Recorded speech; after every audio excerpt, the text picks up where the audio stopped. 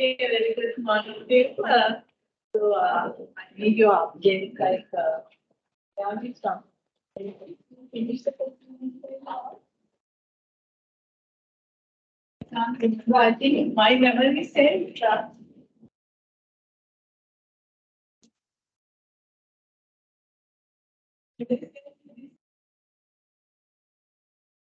But after that, we can. It's the last point here.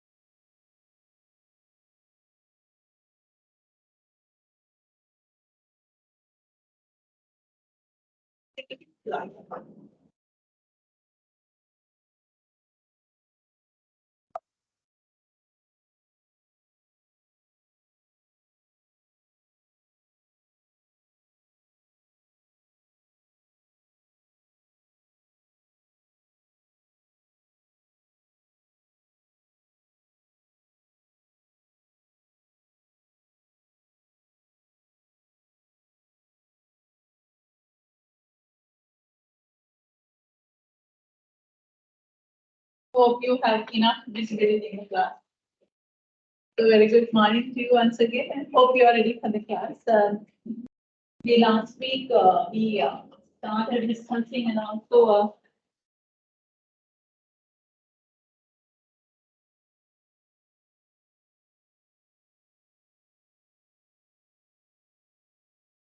coming to the latter part of the consumer behavior. So we have already discussed in terms of the consumer behavior. We have discussed about how important for us to understand the behavior of the consumers. Also, we discussed about like the stimulus response model, how we use it for understanding the human behavior, and also like we discussed in detail the factors influencing the behavior of the people. Then we discussed about the types that the people make decisions whenever they are changing their environment, and also the significance for the brand. So that we discuss about the 4 types of buying behavior: complex buying behavior, variety seeking, dishonest, reducing, and the habitual buying behavior. Those 4 already we discussed, and today so we are going to the very last bit of the consumer behavior, like that is the process that a particular customer is followed when that person wants to buy something. So these are series of steps that you and me follow whenever we want to buy a particular product. So that's called as a buyer decision process. The buyer decision process starts long before the actual purchase and continue even long after. Marketeers need to focus on the entire buying process rather than on just the purchase decision. So we should understand, like the customers will purchase, but before they are coming into that point, they are passing several other stages that also we should be familiar, because from those points also as marketeers, we can influence the people. So that's the point why we should know about this process. So where the whoever wants to buy something, that person should feel like I need that. So that is need recognition. And then after that, once you feel like, okay, I want this kind of a product, then you are trying to search the information. Then you try to search the information about different alternatives. So then you evaluate the alternatives. Then only you go for purchase decision. And then you finally end up with, okay, like using the product where we call as post-purchase stage. So let me start from the first one. Meet the condition. This is the first stage where you start feeling that I need a product like this. So some of these needs, it's like biological. Because we are human beings, automatically it comes. Example. Not influenced by external source, it's automatically arise from our body. What kind of requirement? What kind of need? So simple. You feel hungry as long as you are living, isn't it? You feel thirsty. So likewise, some biological requirements that naturally occurs. So then the marketers, we should understand like they are essential needs.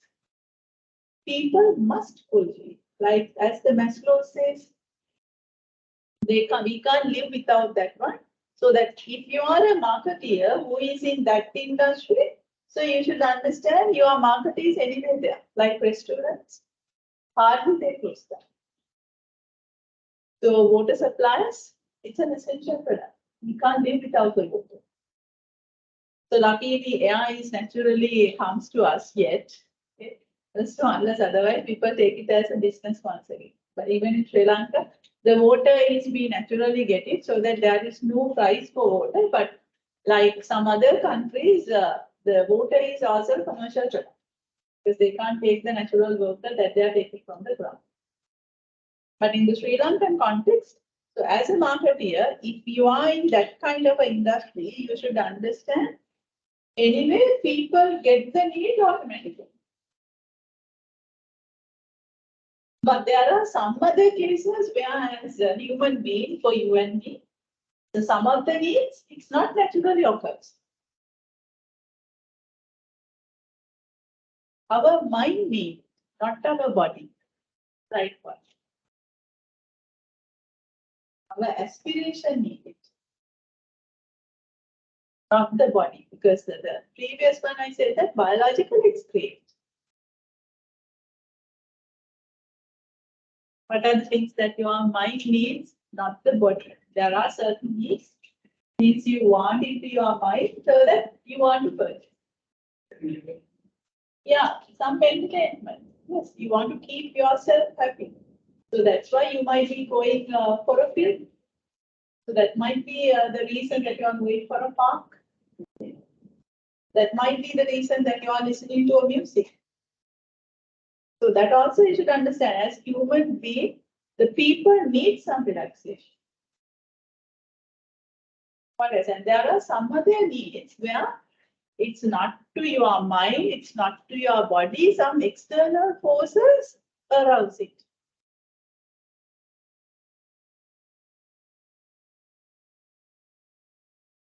Externally, once you have look at something, then you also feel like I also want. Like question. Yes, so sometimes since all the peers are doing a degree, so I didn't like it or not. So that you are offered degree. Otherwise, who wants to stay like this in the weekend? Like, oh, 5 days working. Come for the classes and degree in the Saturdays and Sundays, it's a night. It's not that you are doing for a hobby. Okay? So that's certainly like the looking at the way that how the others are doing it. So you should also think it's externally aroused. What else? And if you are having kids are bringing so many ideas from the friends. My friend is having that one, so that I want it. My friend has gone to that place, so that I also want to go. Like that's externally influenced. So if you have seen something in the commercial that seems we are matured enough, not that everything we see in the commercial we want to have. But the small kids, they want, like if they show something a commercial, they say that I want that. I want this one, I want that. And this one I like, right? So it's that everything is externally aroused. So that you should understand marketeers can create the needs as well. Because we can identify 3 sets of needs. Some are biologically, nothing marketeers can do, but it's a privilege. Because so long as living people are there in the country, automatically they need hunger. They need food to fulfill the hunger. They need something to drink. Okay. So that's the biological need. And also some of the needs people want to the mind. So the time to time, they change the way that they entertain themselves. Okay. But also you have to be alert on how these days people entertain themselves. Okay. And the other kind of a need is externally aroused. Just by looking at the behavior of the other people, you also feel like I also want it. Okay.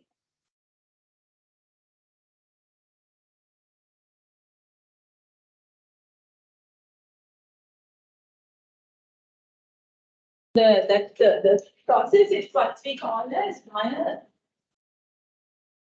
decision-making process.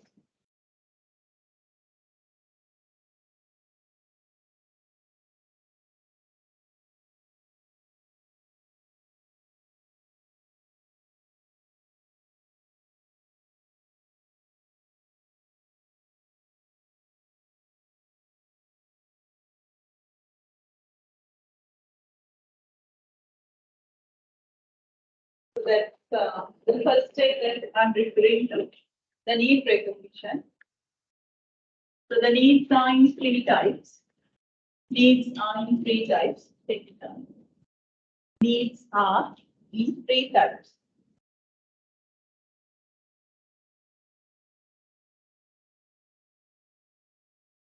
First, biological need. Biological need. They can take down like food, drinks, those kind of stuff. Automatically aroused. They are automatically aroused. They are automatically aroused.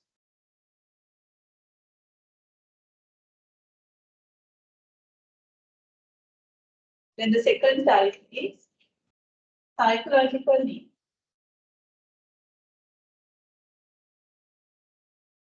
Psychological needs. Example, entertainment, aspiration, status, friends,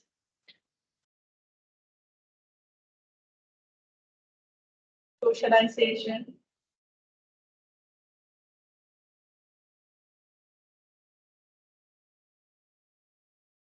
Then the third type,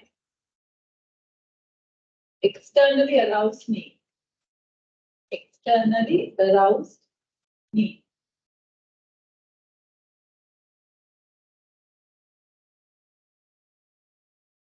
Needs, just have a small explanation for that one. Needs that's being aroused.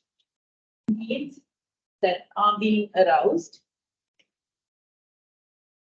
That are being aroused due to external sources such as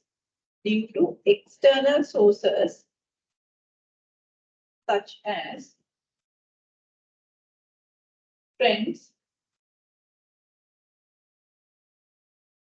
schoolmates, office mates,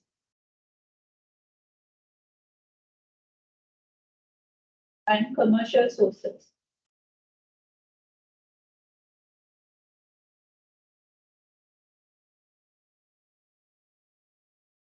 Example, you can take down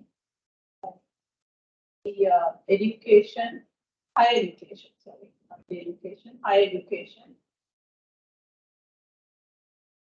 vacation, electronic devices, automobiles, properties,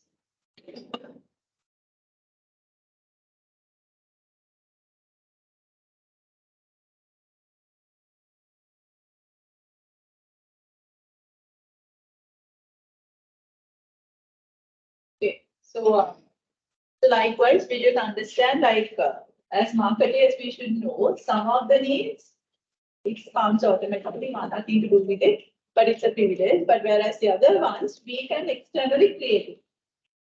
And you just think about, like, if I'm thinking about my parents, so they didn't have the mobile phone, but they had a electricity. But now, if you're looking at our generation, it's an externally created need. So can we live without the phone, not a lifetime, like maybe maximum couple of hours? We can't. So that has become a part and parcel of our life. Because one thing is sometimes you are like on call. And sometimes, like, you are, even though you are physically here, you are being connected with your roles. So that those other party who is entitled to get the benefit out of you needs to contact you, maybe your family member or your friend, your office. So therefore, we always, wherever we go, that we are not alone. We are being connected. But that need was not there in that generation. So likewise, that's something, so much of product that you and me use nowadays. So if you list down, most of the stuff externally around. So that means the marketeers are having a very good privilege to create the needs in the mind of the customer as a problem. What do you think of problem? Yes, it's like the first stage of the buyer decision process in which the consumer recognizes a problem or a need. So the need is biologically created, but some of the other cases, the externally can be created as a problem. What do you mean by problem?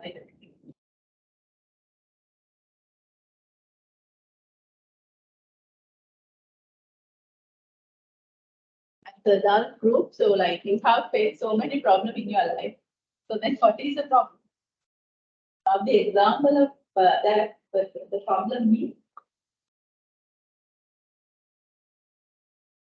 always for problem arouse. We wish something, but the reality is not as we wish, isn't it? So we wish something, but the reality it is not something happen. Then it creates a problem.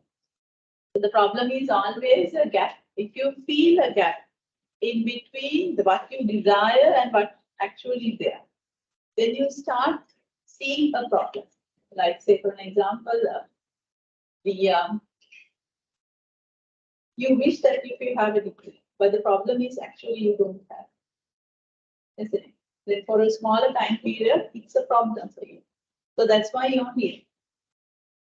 So, like, so you have, you wish that if you have this kind of a house, but at the moment you don't have.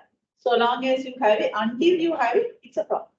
So then you are trying to find a solution for it. At the moment, you don't have a laptop, but you wish that if you have a laptop.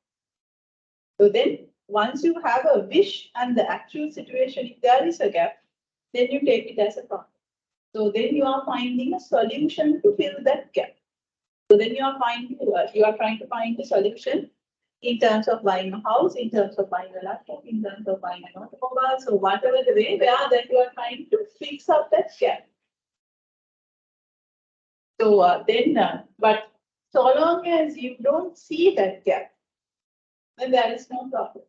Like, say, for example, like in some religion, it says that you don't need to compare what the other person is having. Because once you start comparing, you feel like what is you are having is you don't like. Understand? So, like, say, for an example, suppose that if you are having a particular kind of a stay house. So, but if you are comparing your house with another big house, then you feel a gap. And then you feel like I should also find something for me to have a house like that. So then it's a problem, so that you are looking for a solution. For marketeers, it's very good if people try to compare that kind of the material things, because so long as they compare material things, it creates a problem in the mind. So that is everything, all these things, it's created in our mind. Like say, for example, automobile company, not automobile, mobile phone company, even it's the same automobile as well, but I'll take something very commonly used.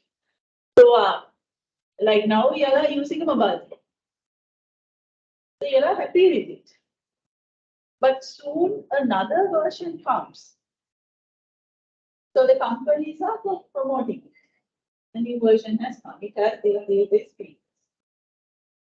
Once you know that there is another version aiming to the market, it has these versions, then there is a gap. Then automatically one is there in your hand, it's outdated. Who created it? The company created it. Otherwise, you were nicely using this one because you didn't know that there is something happen like that. Understand? So that the desire always it's been created by the marketeer. So that's how they are putting a lot of products to our hand. So the maximum we use a mobile phone 3 years. But those days, our parents were using the button phones for several years without any complaints. And even the automobiles. We have been taking the automobiles from generation to generation. But if you are going to give the grandfathers, unless otherwise it's not of the branded the superclass vehicle, if it is given the grandfather's one to the grandparents, the grandson, so they want it because they know that the novel versions are there. So once they know that novel versions are there, then they feel again. What is here, it's this outdated. I want it because I know that the latest version is this. So that is how the marketeers are controlling the customer and create a potential market. So how many people are going to coffee shops like Barista? People love to go there because we know that there is a place like this. So we love to get an experience. But if there is no place like this, then we will be happy with what we know. Likewise, it's the logic. Like even at the need recognition stage, it's the marketeers can influence us.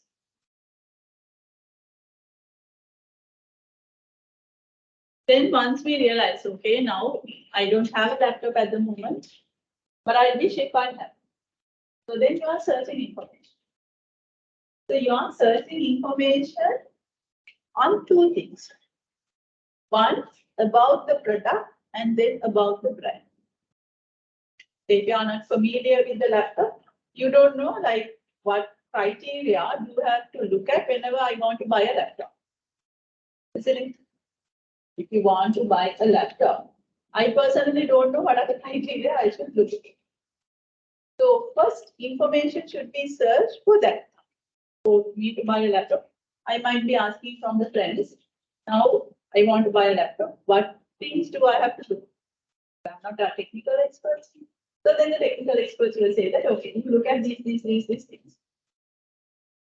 So then I might be searching from some other sources as well. So that is only about the product.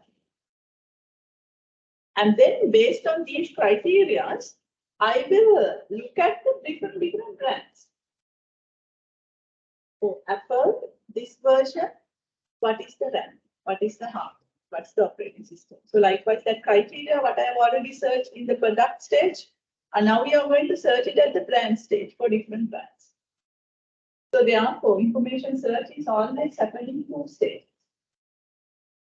So the first, the product stage, and then once you are happy with the product, once you are very comfortable with the product, and then you are looking for the brands. Like even in your case also, like for you to uplift your career, the first thing that you are thinking, okay, do I have to have another professional qualification or academic? That was the first thing. And then you say that, okay, if I'm getting another professional qualification, so what I get? If I get the academic qualification, what I get? Then you decide, okay, I have this one anyway, so that why not I have this one? Then once you decided, okay, I want to have the degree, then you look for where I can get the degree more productive way. And then you look for, can I do it in Charter Institute? Can I do it in other threads? And these places, different places you might have searched. Then you opt for this place, so that is why you are here.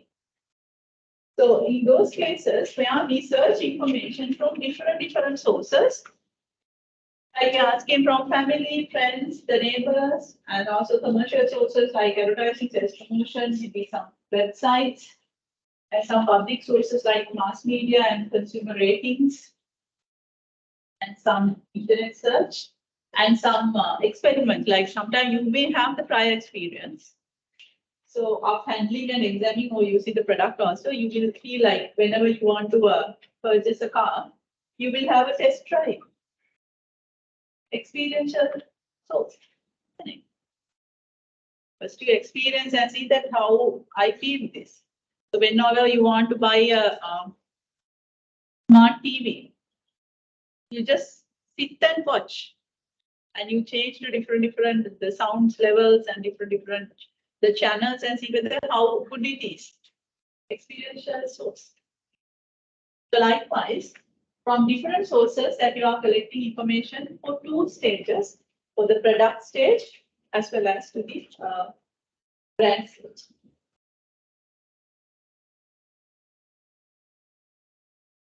Then you evaluate the alternative. Like now you have the different people are telling different stories. Now you have some brands, and then you are comparing those information among these brands. And in that case, you tell me, are you considering all the available brands, or else you are considering only few brands that you have selected? Say that if you want to buy a laptop, so there may be at least 6 brands. So are you considering all 6 brands, or else less than that? So whenever you want to follow your the bachelor's degree, you know that so many places are offering bachelor's degree. So did you consider all of the places for evaluating alternatives, or else you consider only a few places? Why? That's true. Normally we don't consider all the brands or the institutes, etc.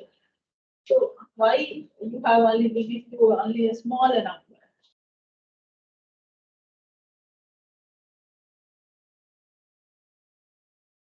No point. Why you are giving a headache to your mind, isn't it?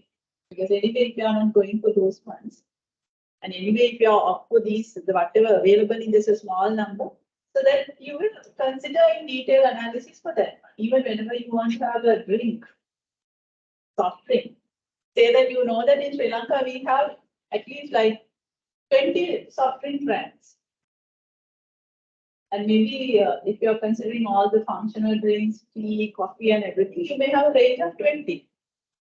Are you thinking of all 20 whenever you want to have a drink? Even if it is a soft drink, so what you consider? Whatever comes to your mind. So that we call as, normally we evaluate the alternative only the brands, those who are available in your evoke set. So evoke set means few brands that come into the top of our mind whenever we want to make a decision. Only few brands are coming to top of our mind. So that's marketers should understand. So people evaluate only that few number. So that is why even if you are a well-established brand, you keep on advertising. Because you are afraid that people will forget your brand. Your brand will go out of the evoke set. That's why still the Coca-Cola is advertising. Otherwise, no point. Because everyone knows that there's a product like this and the features and everything, and it's a well-established.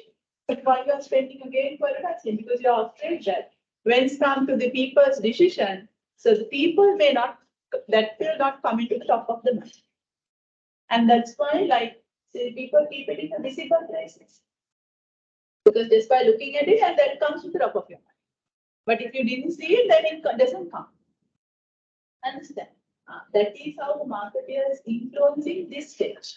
the evaluating stage, you should understand people evaluate only the brands that are available in the evoke set in our mind.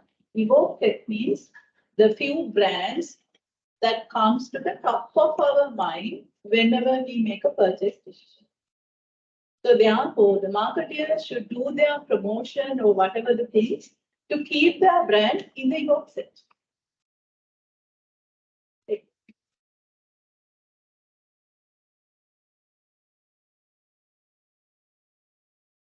The evaluating alternatives are usually customers evaluate. Usually customers evaluate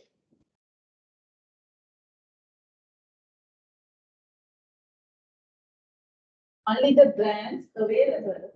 Usually the customers evaluate only the brands available in the evoke set.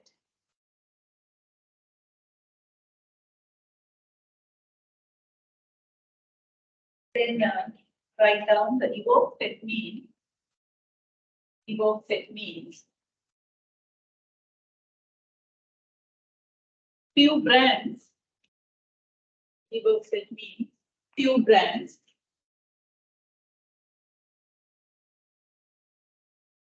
that comes. Few brands that comes top of the customer's mind. Top of the customer's mind when purchasing such product. When purchasing such product. Therefore, marketeers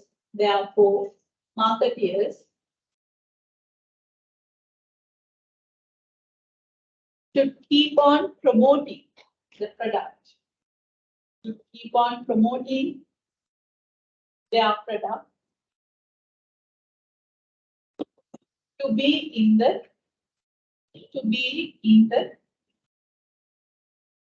customer's evoke set.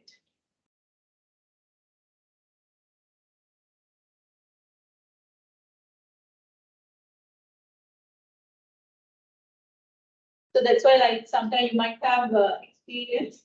Once you have made a decision, then you feel, oh my God, I forgot that. So something like that. So it didn't come to your mind. So that means that brand failed to keep that brand in the evoke set.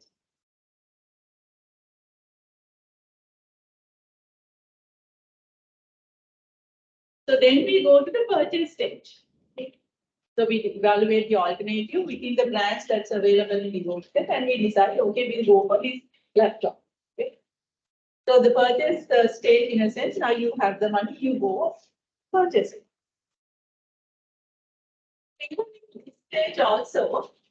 So this is coming to the latter part of the process. So sometime by the time the customer is coming to this point, they have already set the money. And this is what I'm going to buy. Isn't it? So in the purchase stage, this is kind of a series of steps. So whenever you want to buy a laptop, you felt it, yes, I need, you search information, you evaluate. Yeah, you made a mind, okay, I'm going to buy this. So now you're going with the money to buy your laptop. Still, these two factors will influence your decision. One of such factors is attitude of the others. So like something like this. Say that you are going and you made your mind, okay, I'm going to buy this version of laptop from this shop. You went and you met a friend in the same shop. So the friend, then you ask him why you are here. He said that I bought this laptop 1 month ago. Now it's automatically shutting down. So now I just came to see that what's went wrong. Don't you think that you are going to be afraid to buy the same thing because you think that you will also have the same problems? The other's attitude will influence you even at the last moment. By this time, you have done a lot of homework. But still, you will sacrifice all that homework, but you will break your decision. You say that no, I have to think. again, and sometimes you will step out. So I will go and I will search more and decide what to buy. So you might decide, no, I'm not going to buy anything from this shop because I might have the same problem. That we have to be careful. So that's why you have to keep the existing customers satisfied than attracting new customers. Because even at the last moment, no matter how many customers that you are attracting, if one customer comes with a complaint, so you can let all the other customers out from the company. So that because attitude of the others, it's really powerful.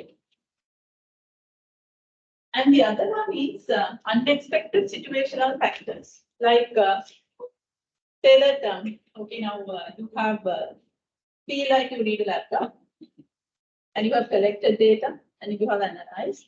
So whenever you are analyzing, some cases, like the whatever you are selecting, it's not that you like all the attributes of that product.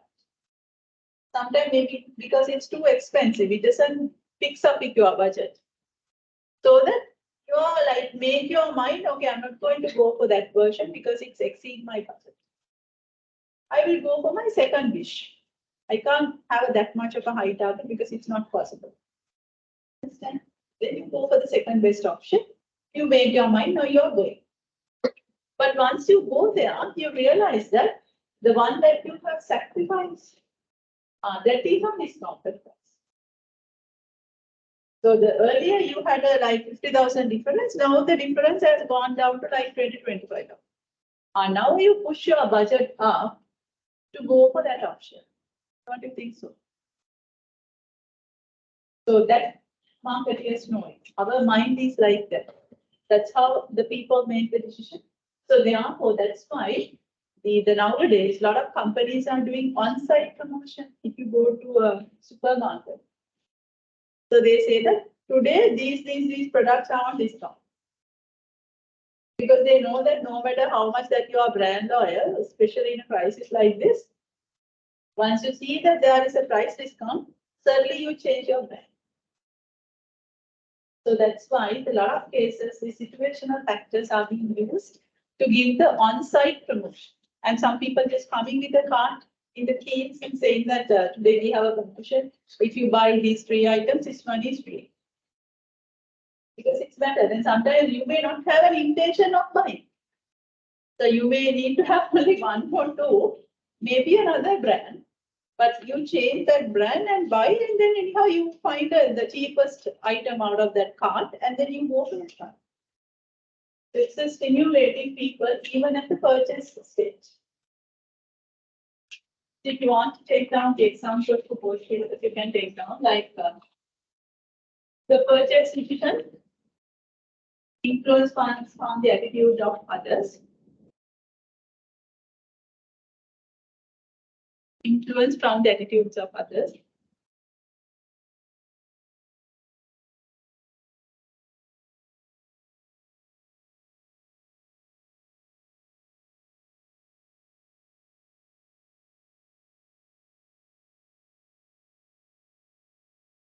Knowing the complaint of existing customer. Knowing the complaint of an existing customer.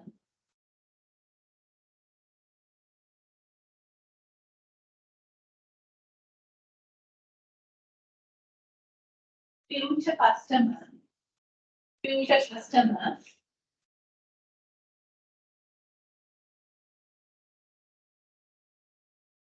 may decide, future customer may decide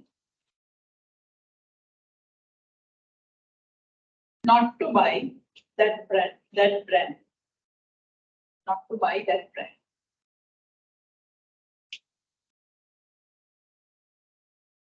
And unexpected situational factors and unexpected situational factors.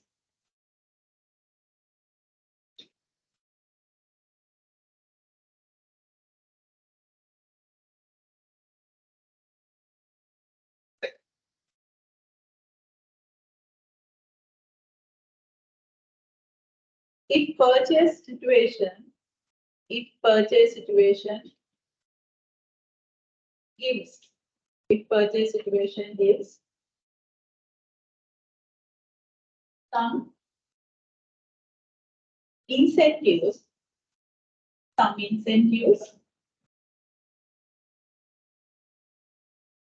customers will sacrifice the brand loyalty. Customers will sacrifice the brand loyalty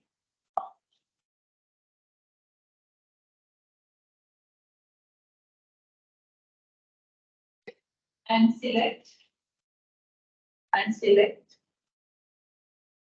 such brands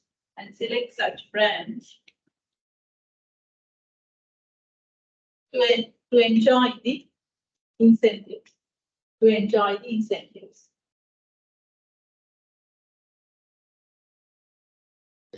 That is why on-site promotions are popular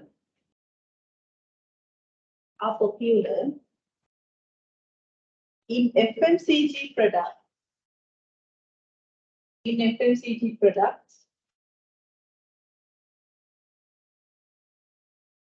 In supermarkets.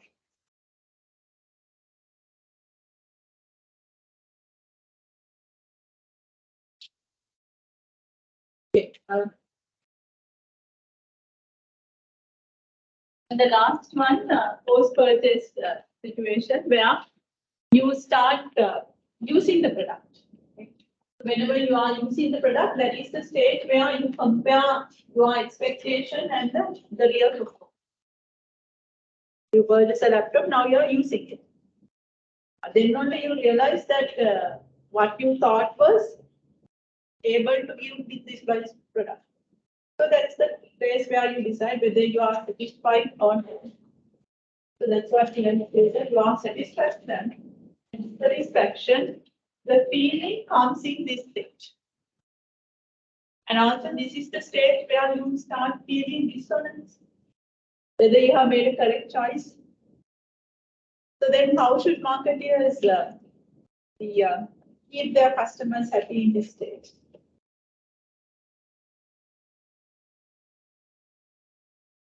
Because I told you that's all what we look at this world, like we have already discussed, is a matter of a perception. The way that you look at it. If you take a particular product, so that product consists of pros and cons, advantages and disadvantages, both are there.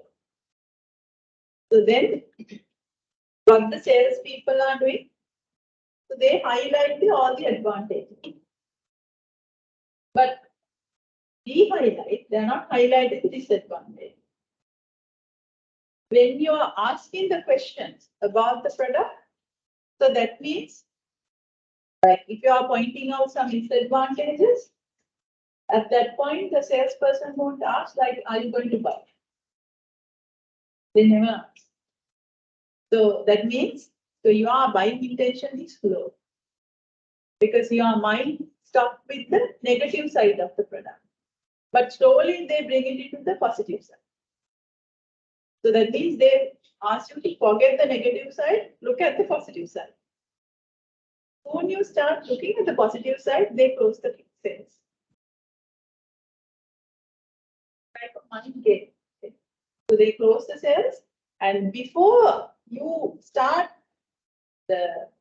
remembering the negative side, they leave. So you see, it's always go up and down because sometimes we look at the positive side and sometimes our mind quickly changes the negative side. Again, the positive side, again, negative side, positive side, negative side. It's always changing. So we purchase when we like the product, when it's come to the peak. Okay, anyway, I'll make my mind, now it's enough thinking. I'll go for this laptop. Because I know that there are some disadvantages as well, but it matters my budget. And it's good because of this reason. So I am not thinking anymore. I go and purchase it. So then, once you start using the product, Still your mind knows that, but are the disadvantages that you have already purchased. If you keep on thinking about it, then you will have that dissonance feeling. Understand? How should marketeers stop it? Because it's now out of the marketeer's control, the deal has happened. So do you think that the marketeer should let the customer be alone? Or else is there any way that the marketeer still keep eye on the customer?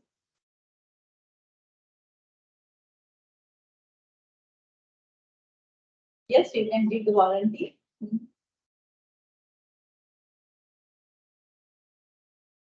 Because it's naturally happen. Because yeah, just few months ago, I also purchased a laptop for my son. So then he was so happy and he was so eager to buy that laptop because he was saying that so perfect to what his requirements. So that it was a bit expensive, but I said that since he is convincing me like it's correct, and I didn't ask for many experts.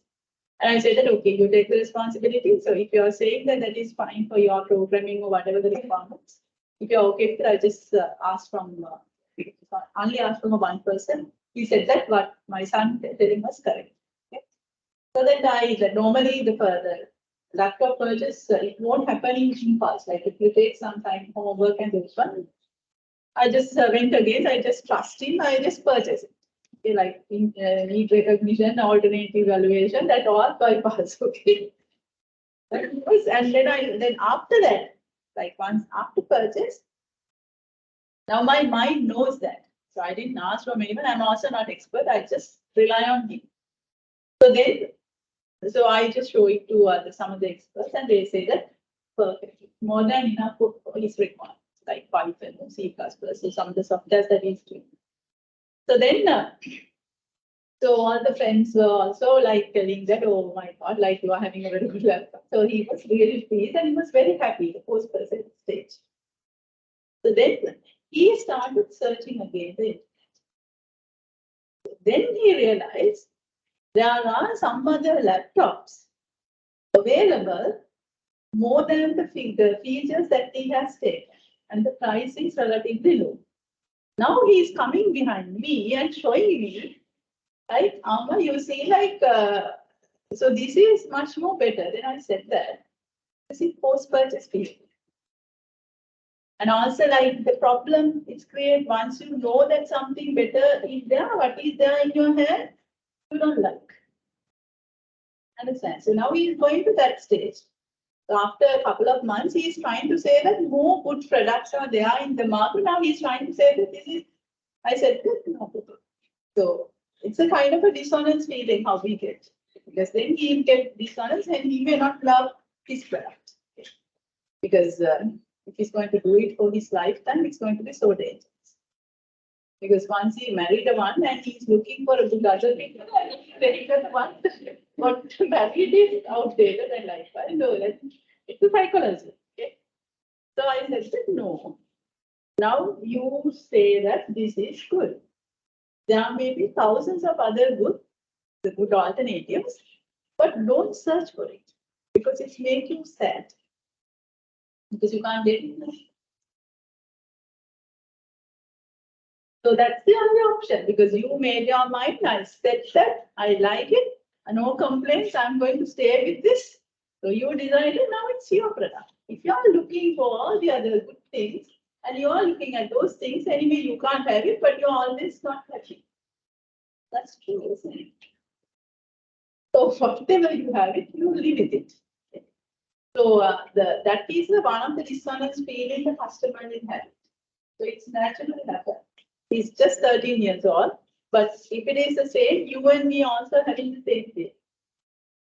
One thing is either you control yourself without looking at all the alternatives that you have sacrificed, and also all the good alternatives that's coming to the market, which you can't accommodate. I say that for 2 years, I'm not going to accommodate any thing for the laptop. So this is enough for 2 years, so that you until you finish your O-levels, that this is the one that you have to live with. So then. So the marketeers, since the marketeers know it, so that's why they are showcasing all the new products. They let the people know that what is already there, it's out present. And it's externally influenced need arousals that make you to go for create a problem and try to find a solution. I cut off that problem creation. And also as marketeers, sometimes it's not possible to do because is I know the trick, I know that we have to cut it off. So then, but naturally, it happens.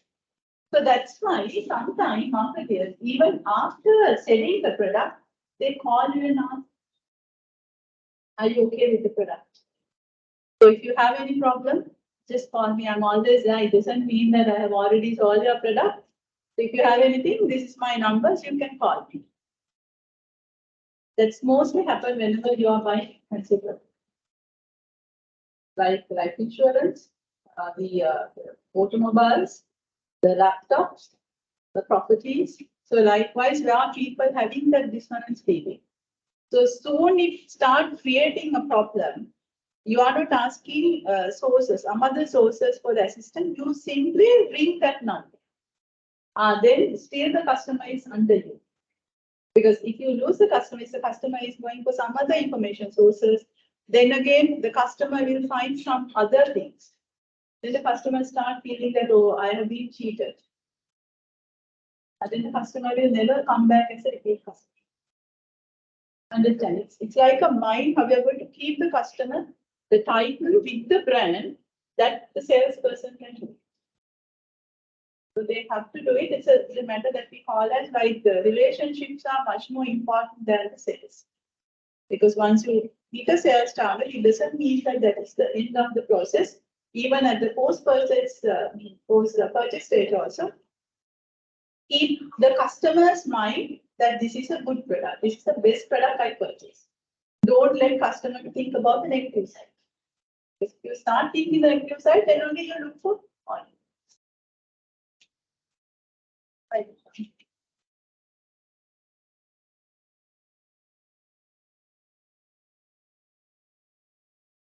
Even in the post-purchase stage,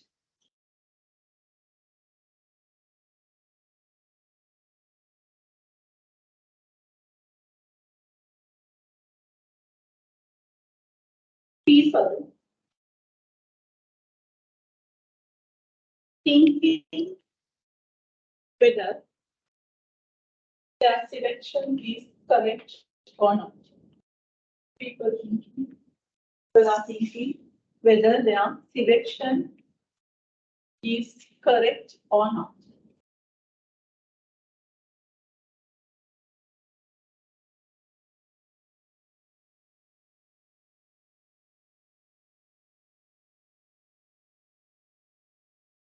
It may create dissonance feeling. It may create dissonance feeling.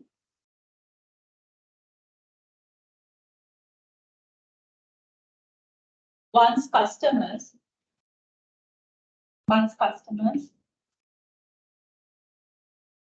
start looking at the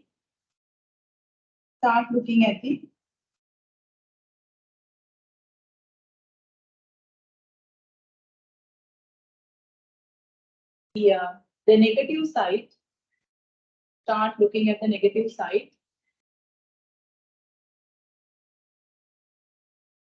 the purchase brand, negative side of the purchase brand.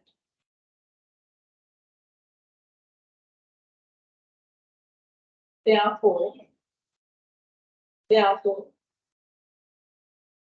the marketeers should not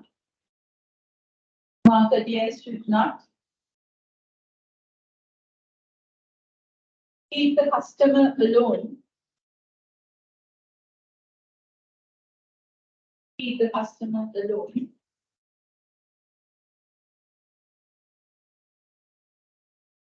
Even after purchasing the product.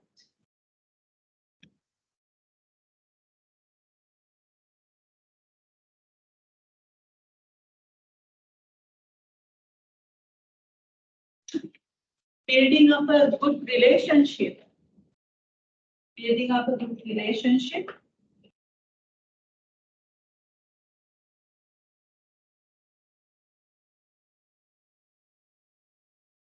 and giving follow-up call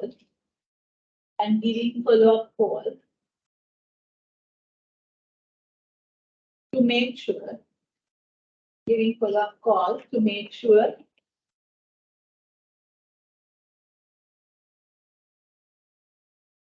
that the customer is happy with the product.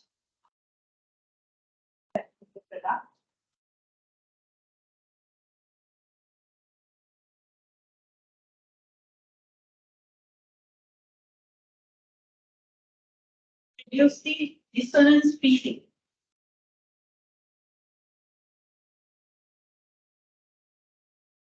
And keep the customer loyal to the brand. And keep the customer loyal to the brand.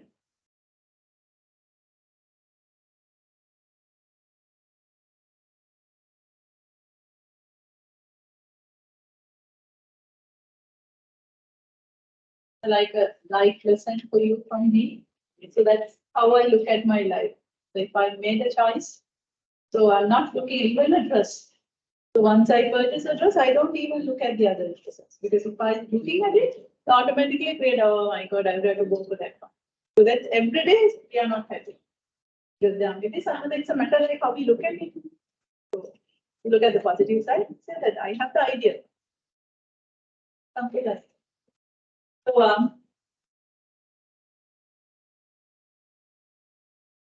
but it's against the marketing. Being a marketing person, it's against the marketing, because marketing is always try to show the beautiful things and then try to attract and keep the ones which is there in your hand out there. Okay, so that's the logic. There's a lot of potential for the seeker. Okay. So that we finished the basically consumer behavior, which is a large component of your syllabus. The because it's worth since we are basically all talking about the customer's requirement and behavior. Take down this tutorial question.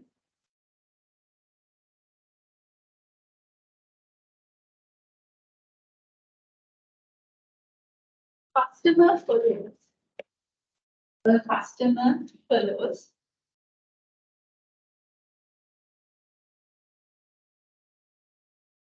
series of steps. The customer follows a series of steps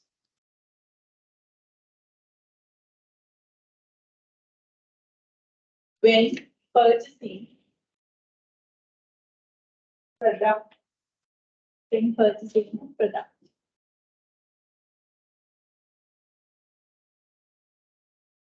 Do you think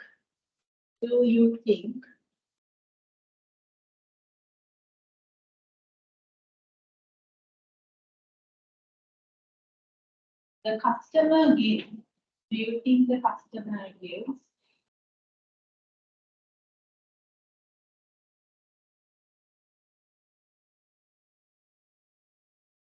same significance? Customer gives same significance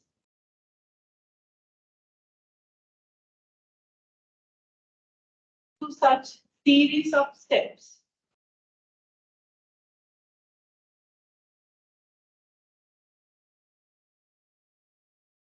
Such series of steps, regardless the such series of steps, regardless the nature of the product. Regardless the nature of the product. Justify your answer.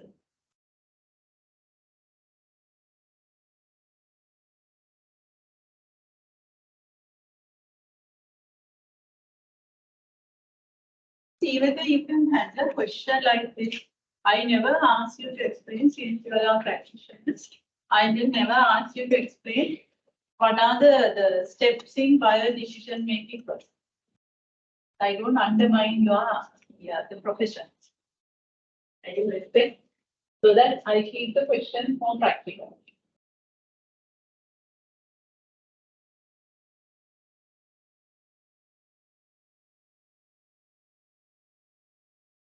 Like whether you agree or not. So the people follow series of steps whenever they purchase. Do you think that all these steps are equally significant for any product that we purchase?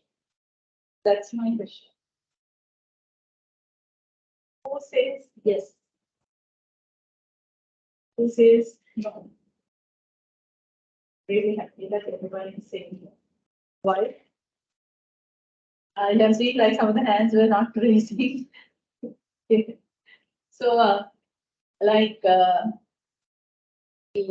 says so these steps are we have discussed.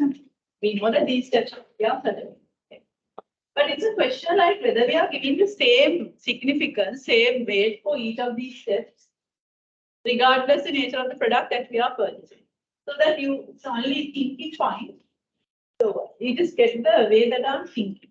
You get the way that I am thinking. So that's what I always telling, not the fact. Because the nowadays education is not nowadays. My way of the education is not giving the facts, because you can get the facts from anywhere. Because with the revolution of the technology, so in fact the lecture is not required unless otherwise lecturer is giving the way of thinking. Because all the facts now the AI will tell you within a minute. Okay? The way that it's evolved.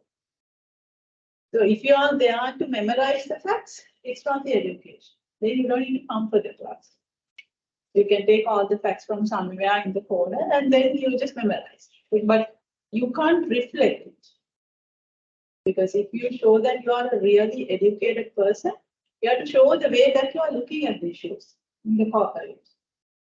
You should be a different person who look at the issues in a different way. Then really the people will start talking about you. We never thought about that side. So it was so genius, and why not like we couldn't handle that issue in that way. So that is the level where you have to come. So for that, it's the logic that you have to take the way that I'm thinking. So look at the process, don't look at the answer for this question. Look at the way that I thought how it should be and what it should be the answer. So here it's saying, yes, we have series of steps. So long as series of steps, that means I'm referring to these steps. Okay. And it's saying that the people pay the same significance for each of these steps, regardless the nature of the product. Regardless the nature of the product. So then you think, okay, just imagine it's me, I'm a customer. When I want to buy a laptop, so I'm going through these steps. Yes, each step is important for me. I should feel that I need a laptop. I should search information. I evaluate the information for all these things. It will take some time. Then I will purchase, and even after purchase also, I'm little concerned about whether I have made a right choice. So each step is so important for me. That is a one way of product. But sometimes you just take a totally a different product on board, because it's saying that regardless the nature of the product, take a pen that you are using. Or each step is the equally important as the case that we are doing. We are purchasing a laptop. No. You just go and then only it comes to your mind, I need a pen. Okay. It's not something pre-planned.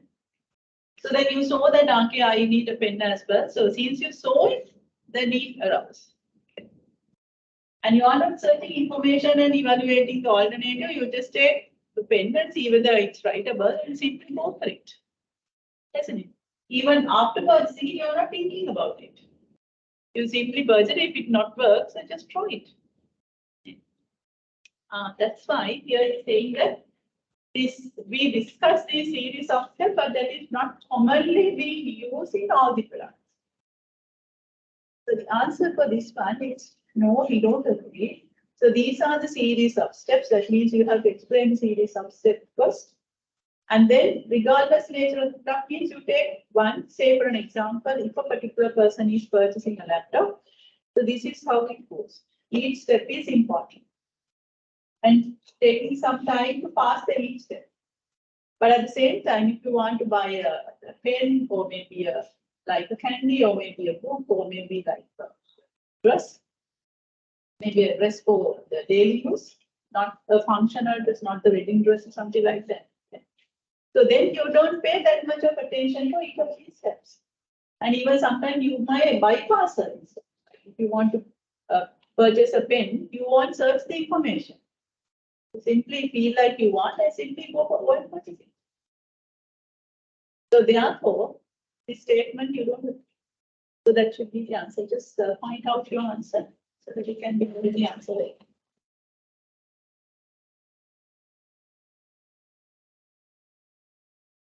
So for this kind of a question, since I'm asking, do you agree? The first answer should be either you agree or not. Even in the paper exam. Because normally I'm just looking at that answer. If the answer say no, I don't even read the rest. Anyway, 0. So that's why, like normally 1 mark is given for the agree or disagree, that one. Then only I'm reading the rest. It's not only me, any lecturer is like that. They have to give your position.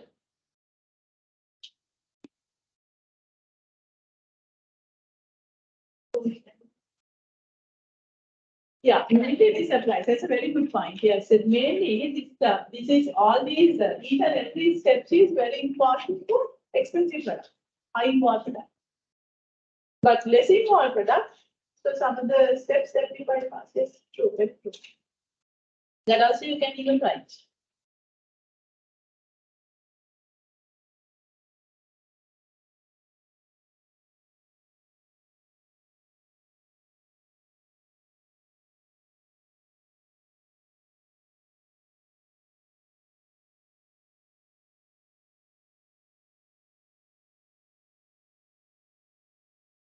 Explain whether I agree or not. Agree, disagree. That is the first thing. And then explain each step. The buying process consists of following steps. You don't need to write everything like need recognition, like this, dots. So these are the steps.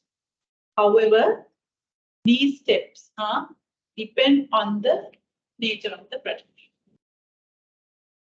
And after explaining these steps, so you are writing, however, the way that the customer gives, however, the way after explaining these steps, however, the way the customer gives for each step.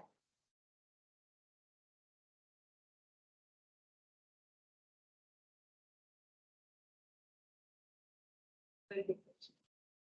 So, however, the way that the customer gives for each of these steps depend on the nature of the product. Depend on the nature of the product.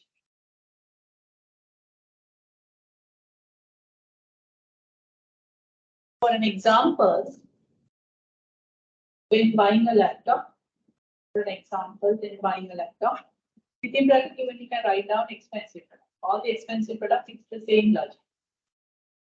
Laptop is just an example. When buying a laptop, customer involved substantially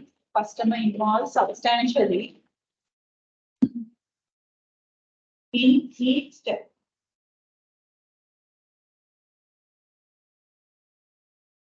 In each step.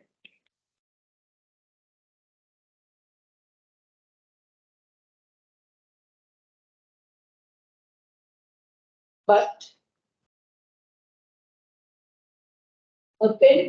when a customer purchases a pen,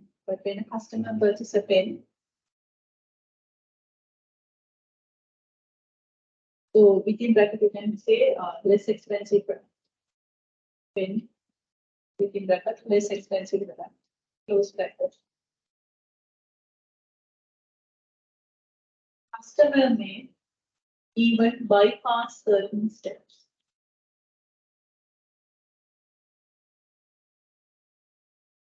Thirdly, not give the same weight. Thirdly, not give the same weight as given when purchasing the laptop. Therefore,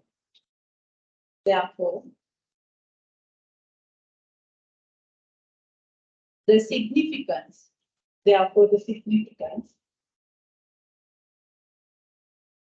given for each of these steps, therefore the significance given for each of these steps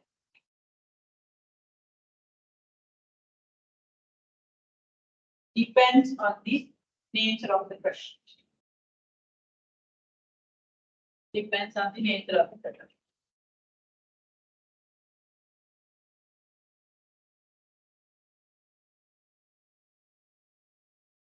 So that gives you another learning point. If the product is expensive, since the customer is so careful about each of these steps, so as a marketer, you have more room to influence. Starting from like need recognition itself. I said that the laptop which is there in the hand, so you are providing information about the latest laptop, you can create a problem. That stage itself, you can take the customer under your control. Then you give information, you help the customer to evaluate the information. And in the purchase stage, of course, after purchase stage. So which has more room because the customer engagement is really high. But for the not expensive product, sometimes like some of the product, it's just impulse buy. You just see, that's why you're buying. Like habitual buying, are there? Like you don't have much room to influence in these three stages. Simply they purchase it. Then you are having only limited space to do your marketing. Someday you make your product available. That's the only way that you can keep the customer track. Because once they store it only, they purchase it. So that you have to give more potential to make the product available in a visible place. Like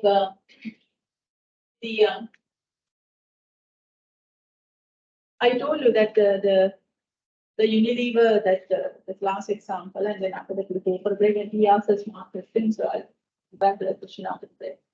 So I think I told you like what the Unilever that ice cream, the Indian market. So ice cream is not an expensive product. Okay. People don't have like need recognition, information, alternative, nothing. If it is there in the shopping list, they purchase it. But sometimes like slowly they even cut it out. But once they see it, they feel like I want it. Even small kids, if they see only, they ask it. So that's why the brand brought everything into a visible screen. Otherwise, it was there in the frozen area. But the people hardly go to the frozen area, and even the children, very rarely they go to the frozen area because nothing is there. And sometimes they are not height enough to see the one that is being put. So that is an impulse purchase. So that only you have the room in the purchase stage. So what the brand manager did was took everything and showcase in the place where the people are hanging around and they are waiting to make the payment. So then they see it and they are coming with the children. Then once they see it, children are asking, I need that ice cream. Understand? Like it's a matter like how we are using this theory in practice. So can you bear for just a couple of minutes to answer this question also? Like he answered a very important question. I thought of just telling you as well. So that's why I really entertain the questions from you, because then more the question you ask, more you take out. So how this happen in the medical products, like the drugs, the products that we are using, not the physical aids, not the clutches and those things, kind of things. The normal medical drugs that you need take for some diseases, how it works.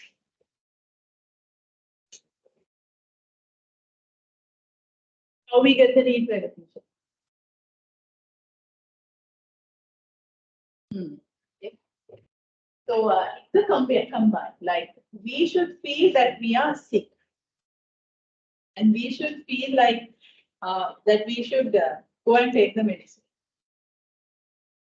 And that is also a serious decision nowadays because with the economic crisis, now sometimes people they want those days. Soon we get sick, we opt to go for the doctors, but now not. So first they try to tolerate, and the first option, go and ask from the pharmacy. So I have seen it lot. And then only the doctor is the second. So that is need recognition, how they behave. The doctor, the pharmacist, so like the people, those who are handling those pharmaceutical products, they should understand. So because those days, the total power goes to the doctor, but nowadays, some power goes to the pharmacist as well. Because people come and ask from the pharmacy, I have these things, what can I have? Understand? So as a marketing company, you can give some thought to the pharmacist as well. Otherwise, like who is going through in these stages? Information search, evaluation, and those ones. Is it we are going as patients or the doctor going as a patient? The doctor going as a person who is making the decision. You don't have a right to make a decision because that's the decision making. That's kind of remember, like we said that for certain products we don't have the decision making power, so we are simply a user and a purchaser. So we purchase what the brand that you nominate. So they are also not nominating the product, they are nominating the brand. So the product is something, but so many brands are there. So then the doctor is the one who is going through this. So say that I'm going as a patient and you are the doctor. So you diagnose me. Okay, I'm having these things. And then in the Sri Lankan context, of course, you are researching the information that you have already taken from your experience and also some medical representatives. That's why medical representatives are not coming and talking to us because we don't have the decision-making power.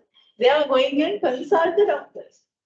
They are saying that these drugs are there, they are good for these things. It has these side effects, and also they give the promotion to doctors for prescribing. And doctor will process those things in the doctor's mind. Now, this is what my experience. This is what these companies as representatives said. And then all the which product do I have? I said that information search and evaluation that's happening in 2 stages. Which product and which brand? And in terms of the brand, to bring the brand into the evoke set. So that's why the companies are giving a lot of supplementary, lot of things like the most powerful one is the writing pad. Because writing pad is the one normally doctor is thinking like which brand do I have to write. So if the company's name is being written over there, that automatically comes to the top of the mind. Understand? So that's the companies are giving everything like in a doctor's visible area. It's very powerful because it's coming to the evoke set. Then it's the brand selection under the evaluations, and then the purchasing is coming to us. So we purchase, and how the post purchase? It was this question, in fact. I thought of explaining it. The post purchase. Who should worry about the post purchase? Is it the doctor or is it the patient? It's both. We should be really worried about the first thing because we are the one who is getting it. So that's why in some cases, doctor is asking, are you allergic for some medicine? That is to make a decision which brand and you have, because sometimes some of the products will be too strong for you. Okay? And then, like in terms of the post purchases, after taking 1, 2, 3 tablets, you realize that how your body reacts. So then sometimes you stop. And you realize that it's too strong for me. I can't continue this. And then, like how the doctor gets the post purchase fee. If you prescribe something, if the patient is coming after 3 days and complaining the same thing, that's why doctors are telling, like, this is for now. If you still have the same issues, come in 3 days. So whatever the disease is called, we get antibiotic. Because it's a guess. Any viral can create from 3. That the viral, the bacteria, and that I don't know what's the English term, disease. Bacteria, viral. So those are the 3 things which make us sick. So that for viral, there is no medicine. So it starts and it's dies. So that's why COVID, whatever the vaccine we got, pointless. Okay. So only thing is we got another disease inside in the form of a vaccine. So, but bacteria, of course, we can kill.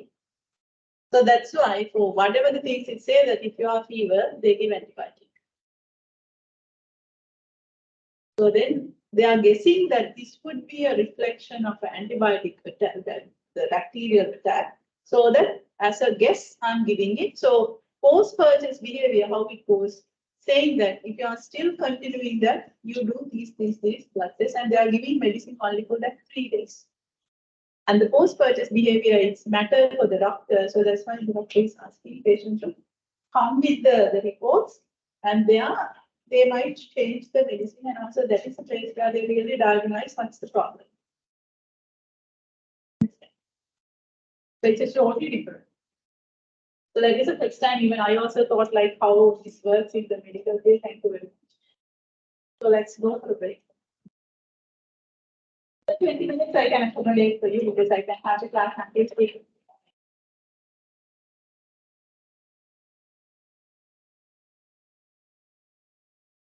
In other countries, like the doctors are referring to book. The doctor is having a book next to the doctor, and they are referring to the book, and they are from there also only they prescribe. But if our doctors are referring to a book, and then we see like a common with doctor is not qualified. So that's a matter of perception. Thank you.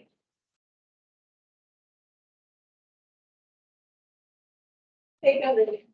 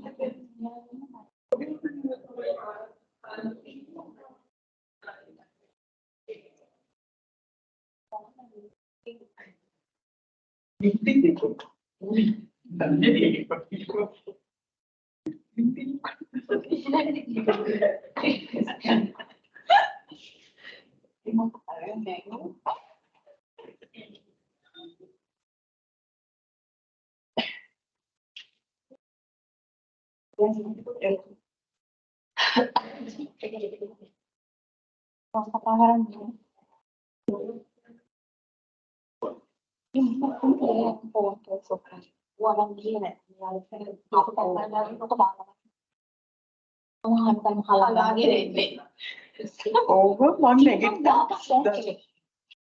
Deepan dapat bag ikde. Kan kita dengar bag ikde dah.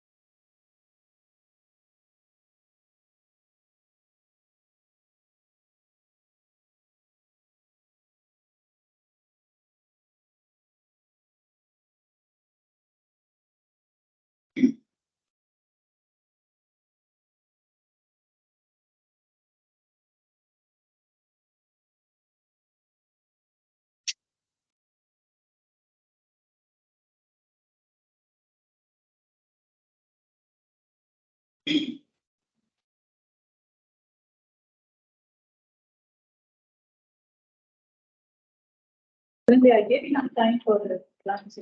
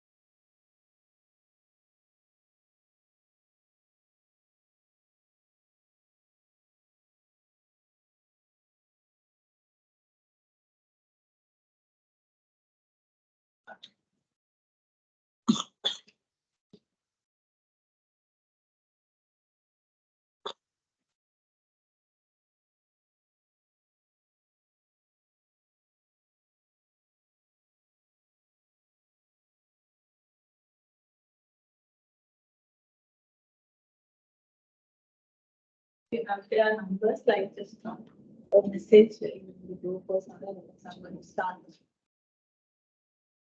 If it's a new topic, I wish that others as well.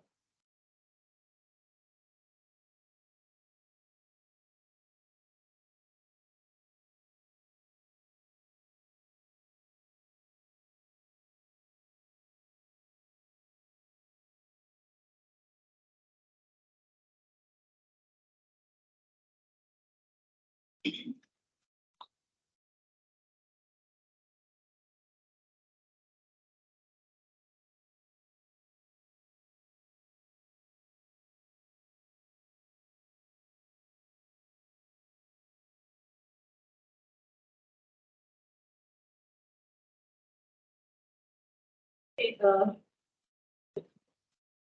we are going to start another topic, which is competition. That's also something important because in marketing is all about like fulfilling the customer's requirement better than what competitive products are doing. So therefore, it's like you have to keep your both hands, the one with the customers and the other one with the competitors.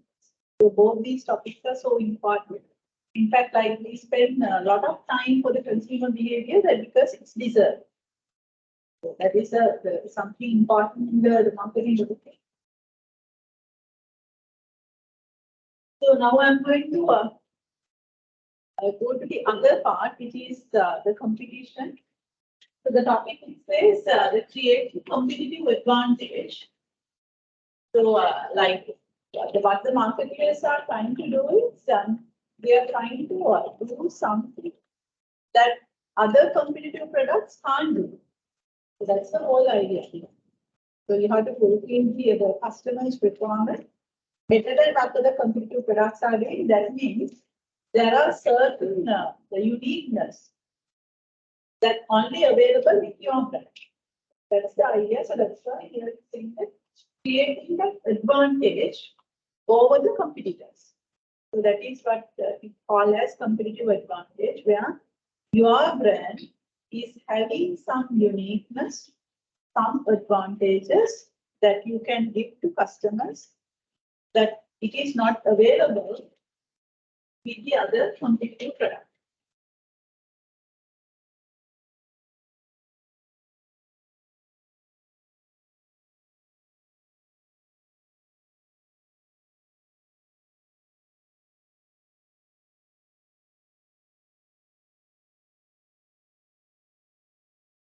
But I gave enough time for lunch. People had enough time. We started a new topic called competition, but the topic goes as creating competitive advantage because our whole idea to create something unique to our brand, which is not available with the other brand. You can't stay with that, isn't it?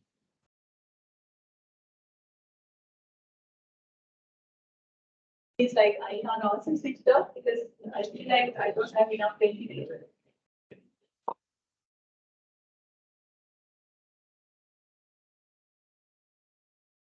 So these are the areas that I'll be covering up with you. So I'll be taking the competitor analysis, how we do it. Then we'll focus about the competitive strategies and then how we are going to balance the customer and the competitors as a last. Mainly, these are the two main areas which I'll be considering in this topic. Here, as I said, the competitive advantage means like some uniqueness is there with your brand that is not available with the other brand. So that is what here it says. The competitive advantage means an advantage over competitors gained by offering consumers greater value than competitors do. That advantage should be something important for customers. That is also something you have to keep in mind. That's why it's a greater value. So the value from the customer's point of view. So, it's like this. Now we discussed in one of the previous discussions, you also practice marketing. Yes, the company, corporates anyway we practice. Organizations also practices and we individuals also practice. So that means that the entire the principles is the same. You have a customer base. That the thing is your customer base is changing based on the situation. Whenever you want to get a job, then the customer base is different. Whenever you are doing a job, customer base is different. Whenever you are in the family, customer base is different. So whenever you are in studies, again the customer base is different. So it's really changing because you are playing multiple roles. The role that you play accordingly, your customer base is also changing. So then how do you outperform? How do you show that you are unique than others? That is a competitive advantage. That's something you have to think because ultimately when the corporate is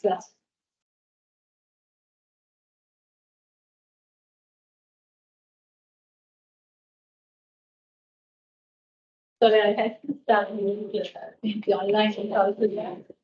case, I don't know whether the online students are there or not this time. So in case if at least one student is there, it's not nice to keep them for a longer period, so that I don't do a punishment. That. So then we started the competition is a new topic, but so they are try ourselves to be unique. That's the total idea of it. So then how do you keep yourself unique? If you want to create some advantage, what you have to do first? You should know who you are, with whom that you are competing. Okay. First thing that you should know is you should identify your competitors.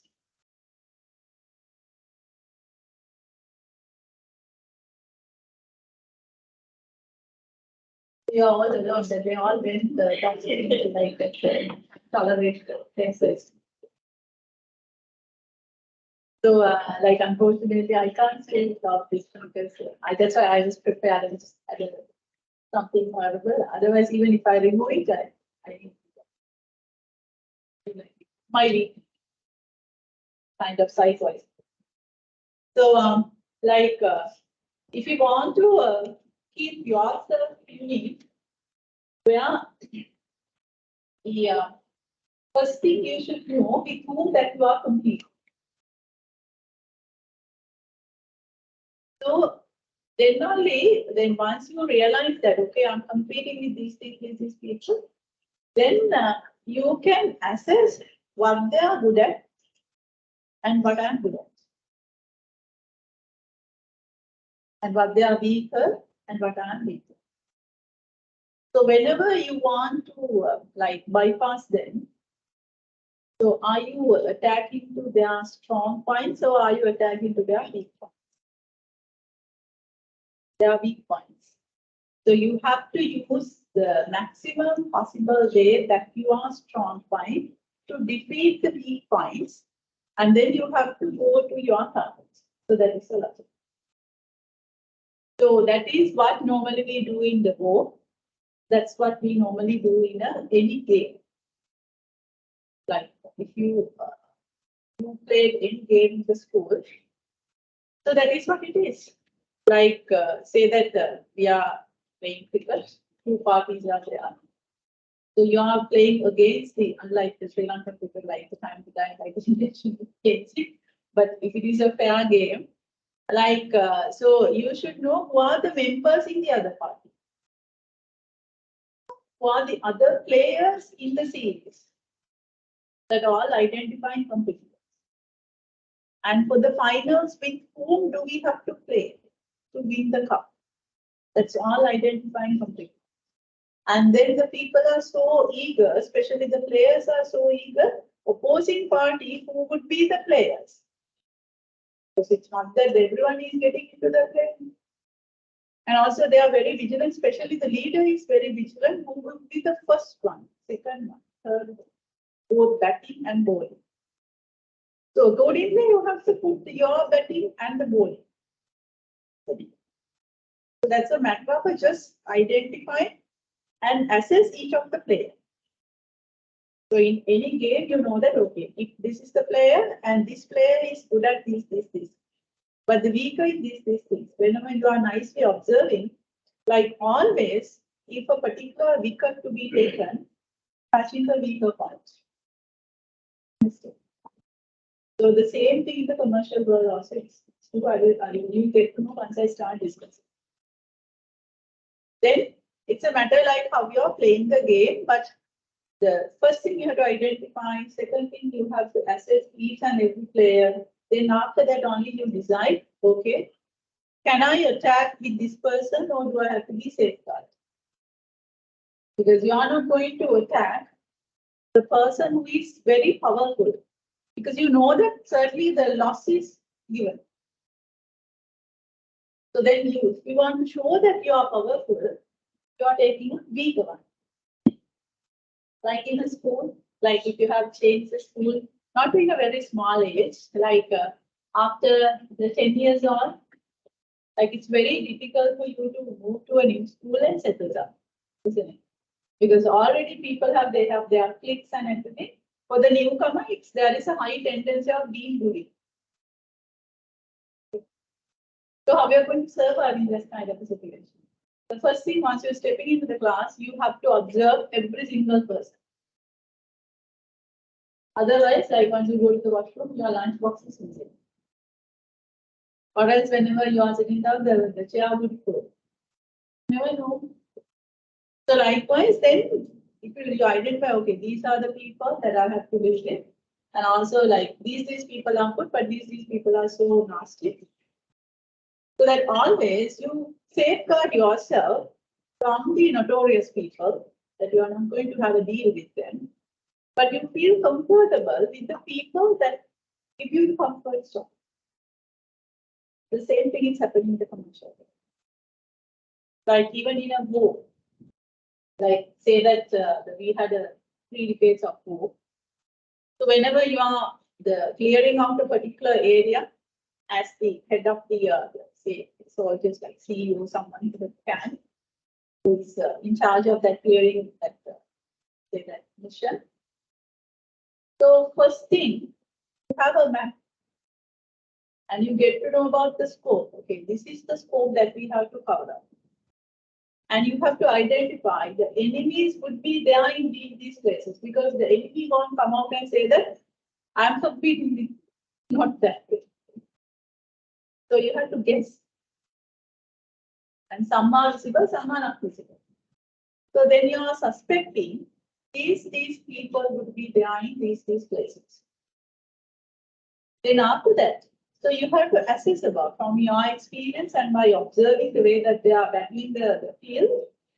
So you know that, okay, these people are good at for this one, but these people are weaker for this one compared to our strength and weakness.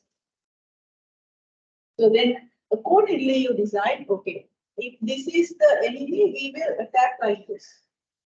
But if this may come like that, we just step down.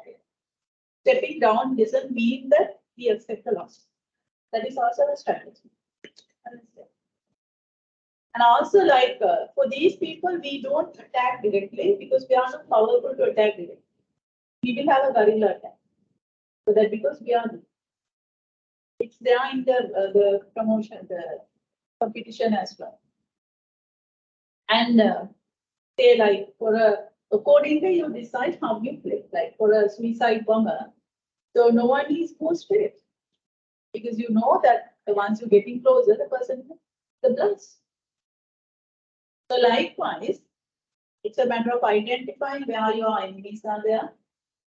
Also study about them, like what their strengths, what's their weaknesses, what their strategies, how they are playing the game, and how they are reacting. So what's their resources, so that you have to assess about it, and that is challenging. Because they won't come out and say that we are likewise, so that there is a way of getting. And then you decide, okay, we can have a play, we can have a competition, we can have a fight with these people, but not, of course, with these people, we have to safeguard ourselves. They're not going to have a direct competition. So then accordingly, you will develop your competition. Understand? That is what there is. So we do a competitor analysis. The first thing we do is the process of identifying key competitors. That is the first step. As you can see, like it is separated from the semicolon. Right? Semicolon means this is the first thing we do. Identify with whom that we are competing. Then the second thing, assess their objectives, strategies, strengths, weaknesses, how they are reacting, their resources. Basically study about it. That is the second thing we do. The third thing, and after that you decide with whom that we can have a competition, but from whom that we have to safeguard ourselves. So these three is the one that we call as competitor analysis.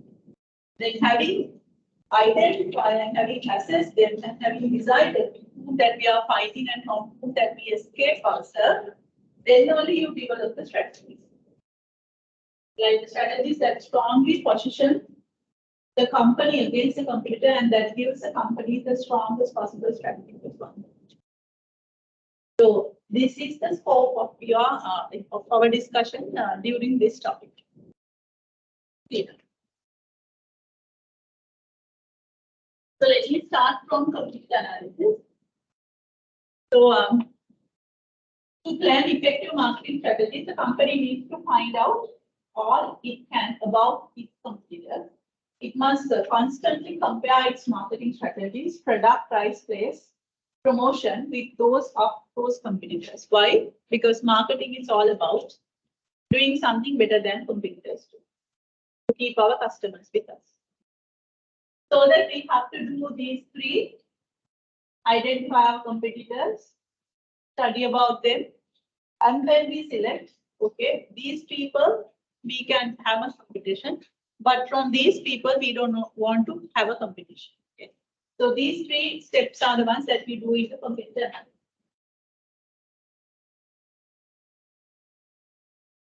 Now let me start with the first one. Identify something. Just imagine you are the brand manager of Coca-Cola. Now for the Sri Lankan market, identify who your competitors are. Have a topic, competition. So now we are doing a competitor analysis. The main topic is competition or creating competitive advantage. The main topic is this.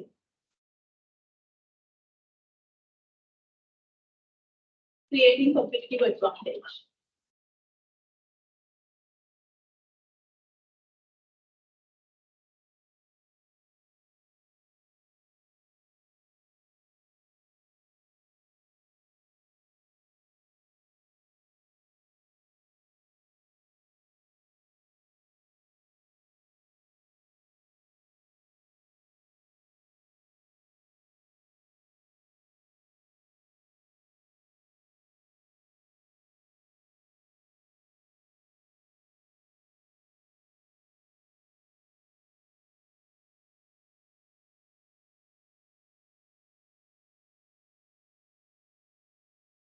So what we are doing is competitive analysis. We do the competitive analysis. So have a topic called competitive analysis. And then the first step, identifying the competitors. That is what we are doing. Identifying competitors. That is the first task. Now you just imagine you are the brand manager of the Coca-Cola. For the Sri Lankan brand, virtual students are there. You can consider your country where you are living. So then the list done. The competitors to Coca-Cola.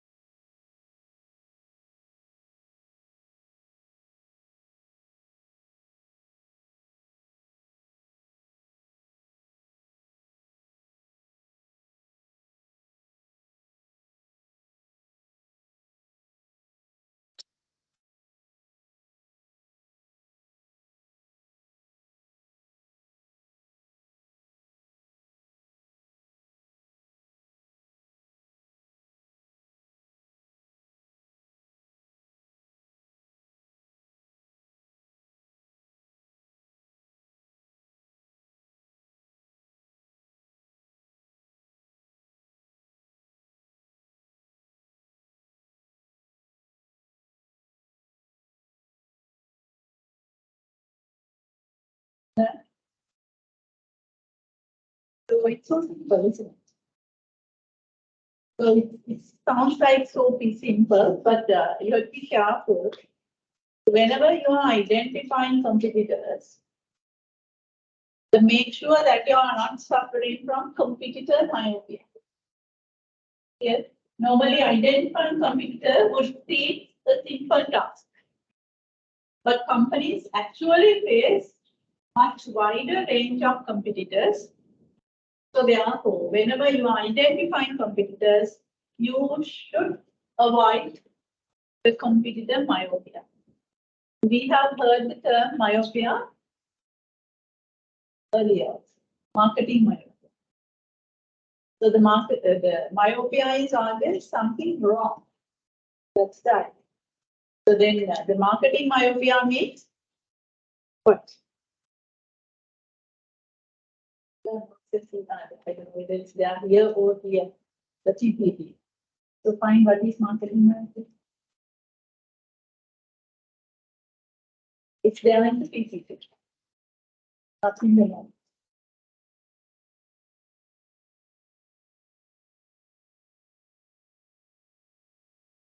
It's along with the very early discussion. The marketing philosophy.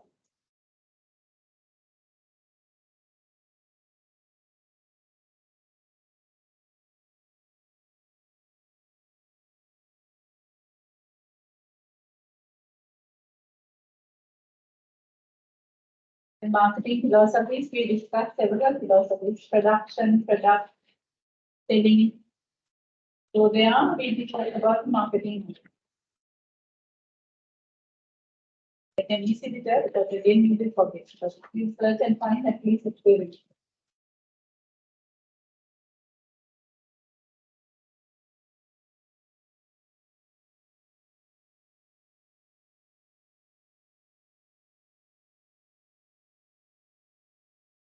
Found it. So the way that you like get it this way. The marketing is what? Focus about your customers, understand the customer, fulfill the customer's requirement better than what competitors do at the same time maintain the profit. So that means basically you have to focus about the customer. If you don't do it, that is myopia. That is marketing myopia. So basically, instead of focusing about the customers, if you focus too much about your product, that is what is called as marketing myopia. Understand? So if you know the concept of marketing, you can develop the meaning of marketing myopia. Did you get the point that I'm thinking? Keep always in your mind, education is not giving the fact, but it is the way of thinking. So that you have to get the rhythm that I'm thinking. The marketing myopia, now the term is myopia is something wrong. Marketing is focus about the customer. And if you are not focusing about the customer, that is not myopia. Instead of focusing about the customer, if you are focusing too much about the product, so that is it's considered product concept. Like that the mousetrap case. So then something wrong. So now if I'm getting the same thought to this one, competitor myopia means something wrong. Okay. So this is coming under identifying competitors. So that when you are identifying competitors, if you are not doing correctly, that means you are ended up with competitor myopia. So if you are simply focusing about the current competitor, you forget about the future competitor. Then you are suffering from competitor myopia. Understand? When you are identifying competitors, you are making a mistake. The mistake is the term myopia. Since it's happening in identifying competitors, if you are simply focusing with the narrow focus of the current competitors, but forgetting the future ones, that you are suffering from. Like competitor myopia means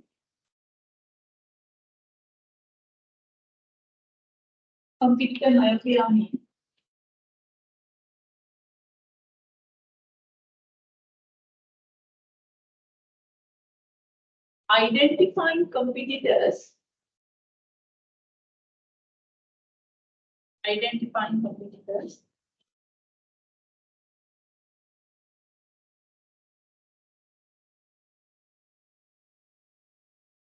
Simply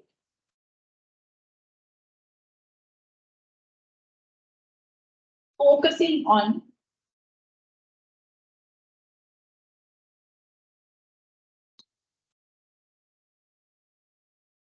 current competitors, comma, forgetting the future competitors. Forgetting the future competitors.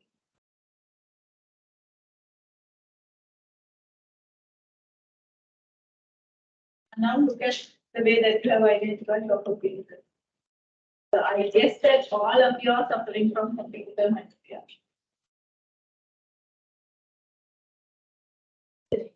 So you had a very narrow focus when you are identifying competitors, but that shouldn't be. So then now, how we can avoid it?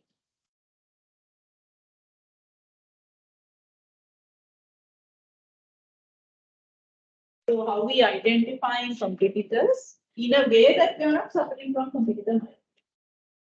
So we can do it according to these different forms of competition. Also, this is called as different levels of competition, but you have to identify that properly. So first I'll explain, then we'll go for the notes. You have to guess the meaning from the name itself.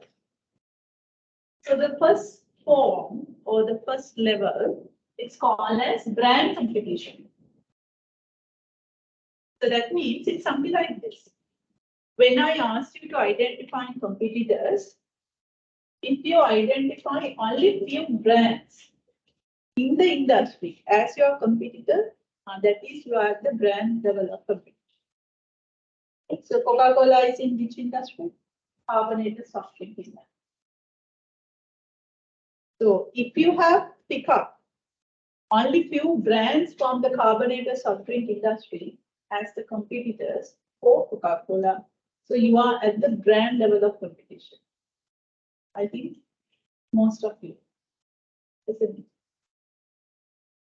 That you are the list. You have picked up only few brands from the entire industry. Write it down. Like the different forms of competition, or also it's called as different levels of competition.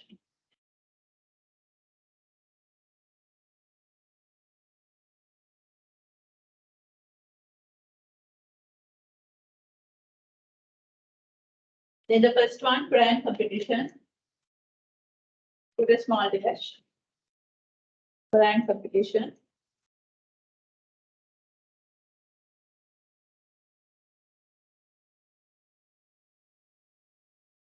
Selecting only few brands in the industry.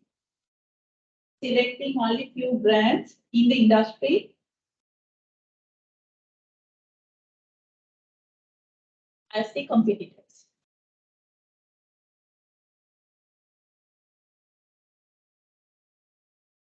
Okay, my next question. If you are in that level, do you think that you are suffering from competitor myopia? Yes or no? Yes. Surely you are suffering from competitor myopia if you are identifying the competitors only by being in the brand level of competition. Listen, that is the majority of the class at the moment there. Now let's go to the next one. You can guess the meaning. The brand competition means selecting only few brands. Industry competition means you consider all the brands in the industry as your competitor. Like the Coca-Cola is in the carbonated soft drink industry. So if someone has written, I consider all the carbonated soft drink brands operating in Sri Lanka as the Coca-Cola's competitor, then you are at the industry level of it. Clear? Consider all the brands industry competition. consider all the brands in the industry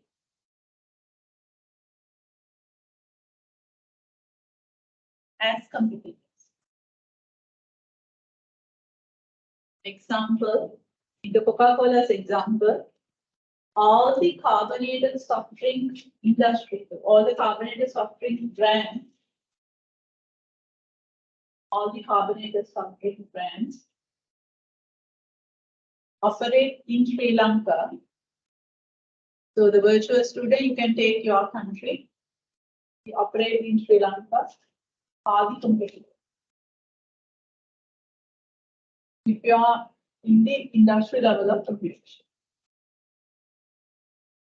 Is it having the issue of competitor myopia or not?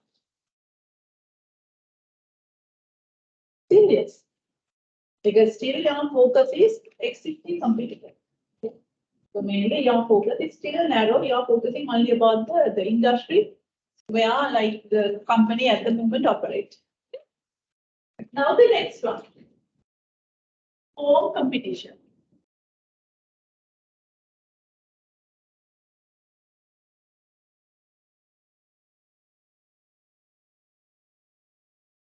Okay, it's like this.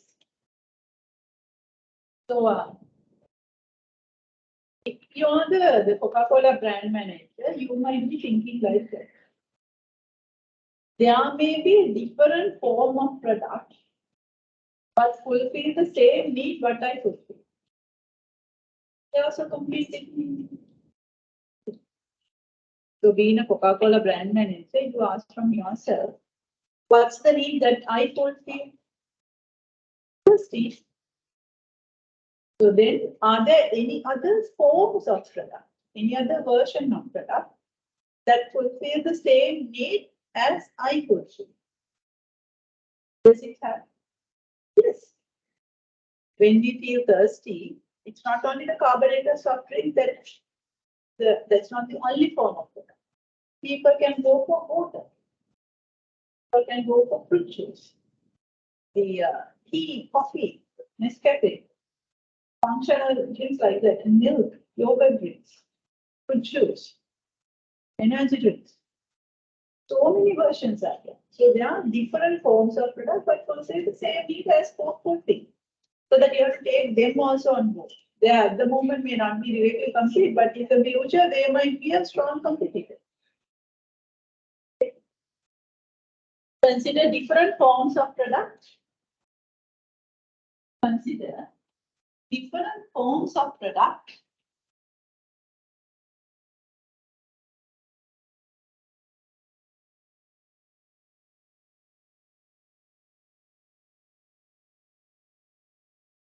that fulfill the same need.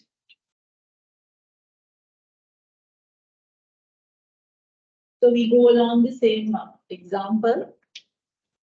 Coke is an example. Other than carbonated soft drinks,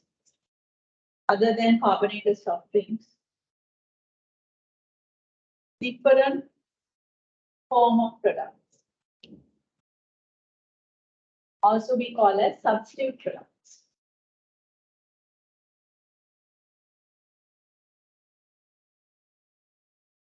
You can write down substitute products. Similarly called as substitute products. So where you can write down water, fruit juice,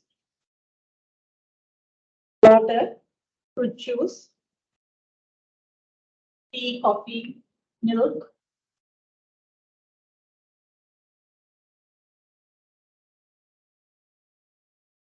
yogurt drink, like herbal, anything like drink. So all the substitute product instead of having carbonated soft drinks. Does it suffer from competitive myopia? Yeah, the whole level of competition. Relatively okay, because your focus is now more, the scope is very broad. You look at the water, even you look at the yogurt drink, even you look at the herbal drinks. They are not directly competing, but you are taking them as competitors. So that means you are not suffering from competitor management. But in the first two, of course, you do support. I hope after that level it's clear. Yeah. So now let me go to the last one, which is a bit tricky. We are for generic competition.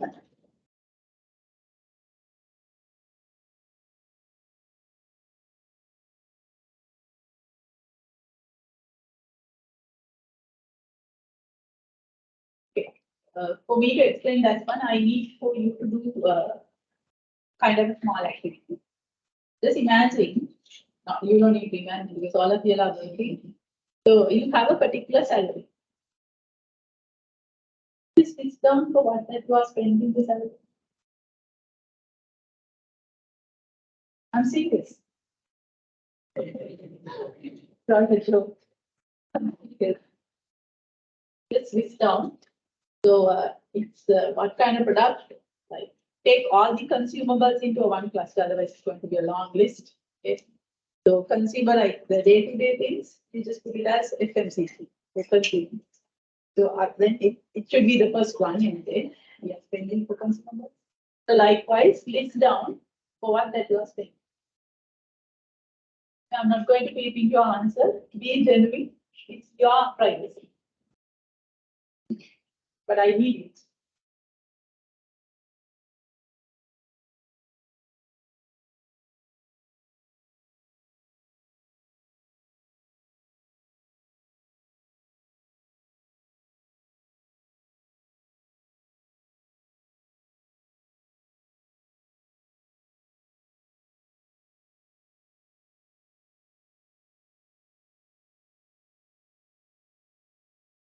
If you have not yet started working, just imagine that you are you have a salary of a particular amount, say 100,000 rupees or something, and you are living alone. You can't take anything from the parent.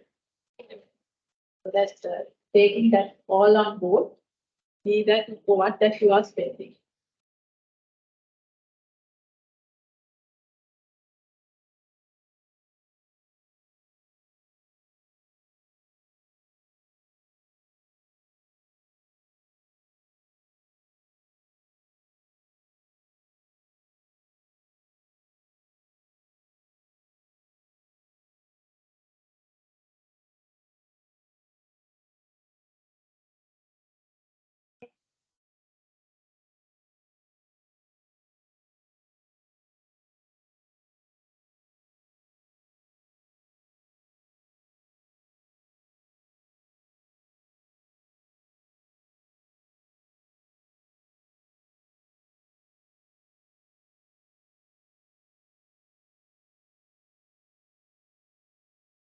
All what you're spending needs to be there. Otherwise, you can't live. No one, no one is taking care of you. You have to take care of yourself.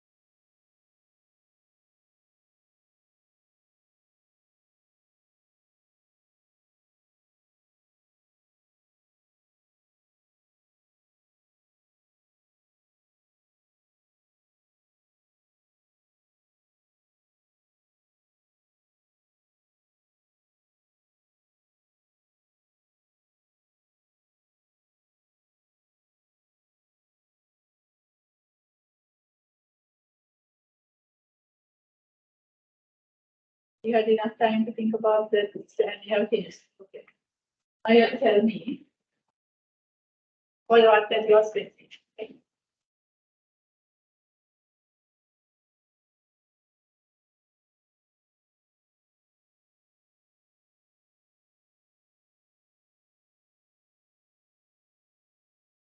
What you have written. So certainly you might have written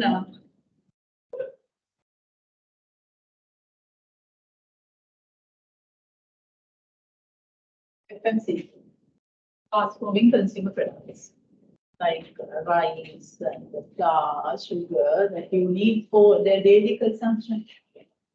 Other than that, what you have written? What else that you are spending? No, I want your answers. That is enough for you to live. For me, of course not. Tell me. Yes.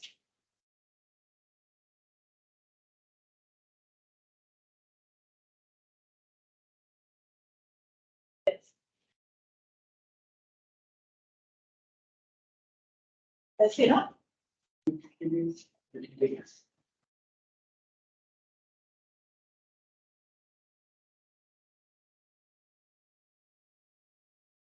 Like electricity, your boat, telecommunication.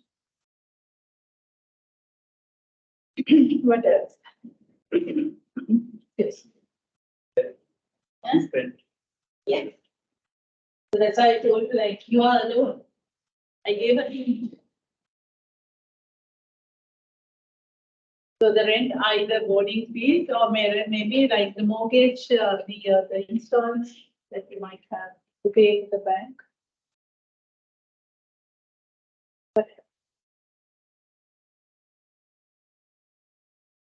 Yes. It's like, again, isn't it? To earn, we have to go at whatever the cost.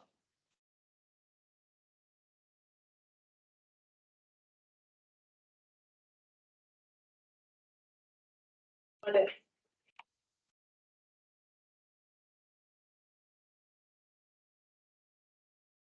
Medicines, yes.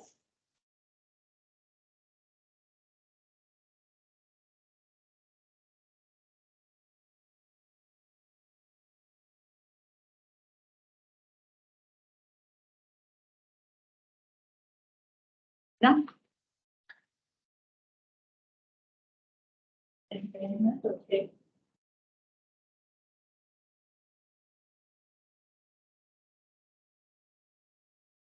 Okay. Insurance. Okay.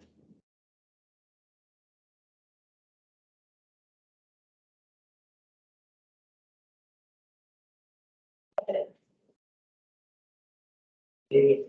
Yes, I was waiting for it.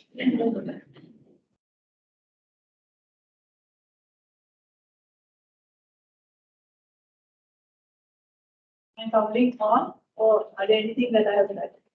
Donation.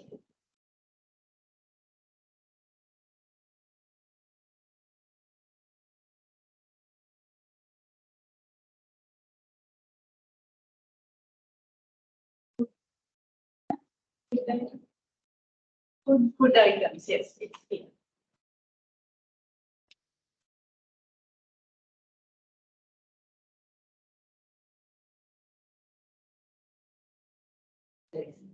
Hmm? What kind? Electronic.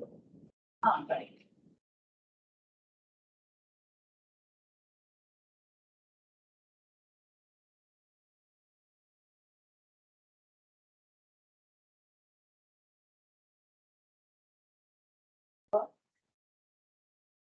Anything there?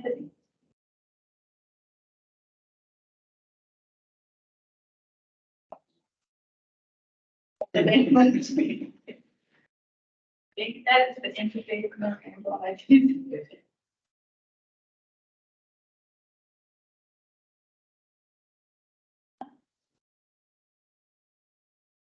Personal class.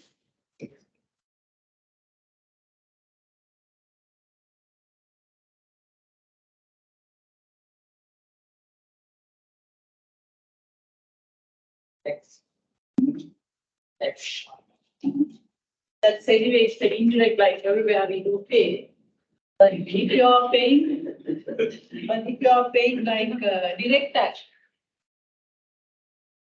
maintain foolish politicians, yes.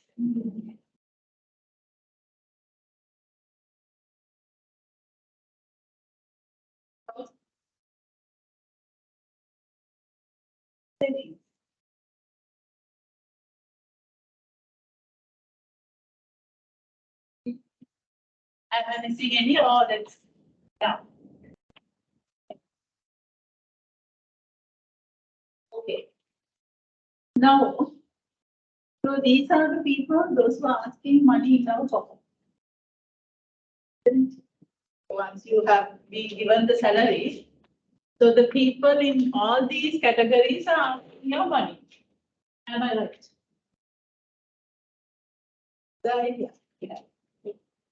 So then, like the generic competition is that.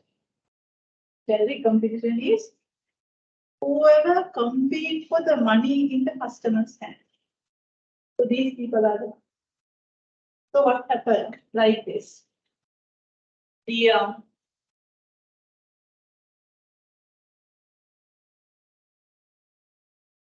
utility prices went down.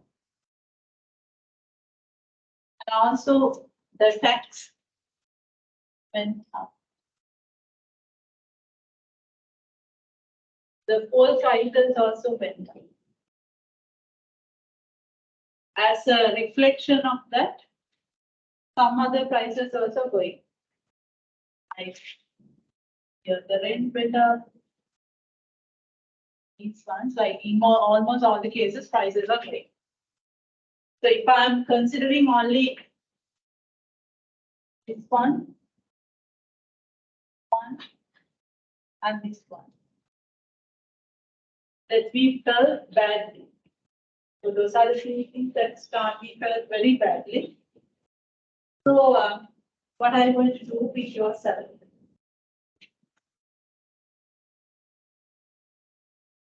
Do you get extra income from India? Part. Do you think that your company is going to increase the salary? So what are you going to balance your budget? You are going to cut down, sir. So what is the first thing to cut down?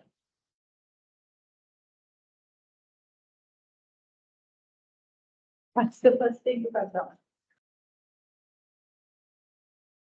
The people, you kept the savings, you kept the savings because you're not finance. What's the next? Insurance. Because there is no value for the money in the future. So better you live today, not sure after 20 years time you are there to get the insurance. Because you have 20 years, you never know that in another 5 years time whether you die or not. Next one.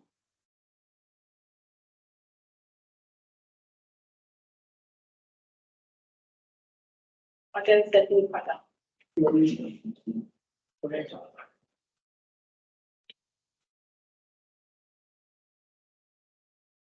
Next.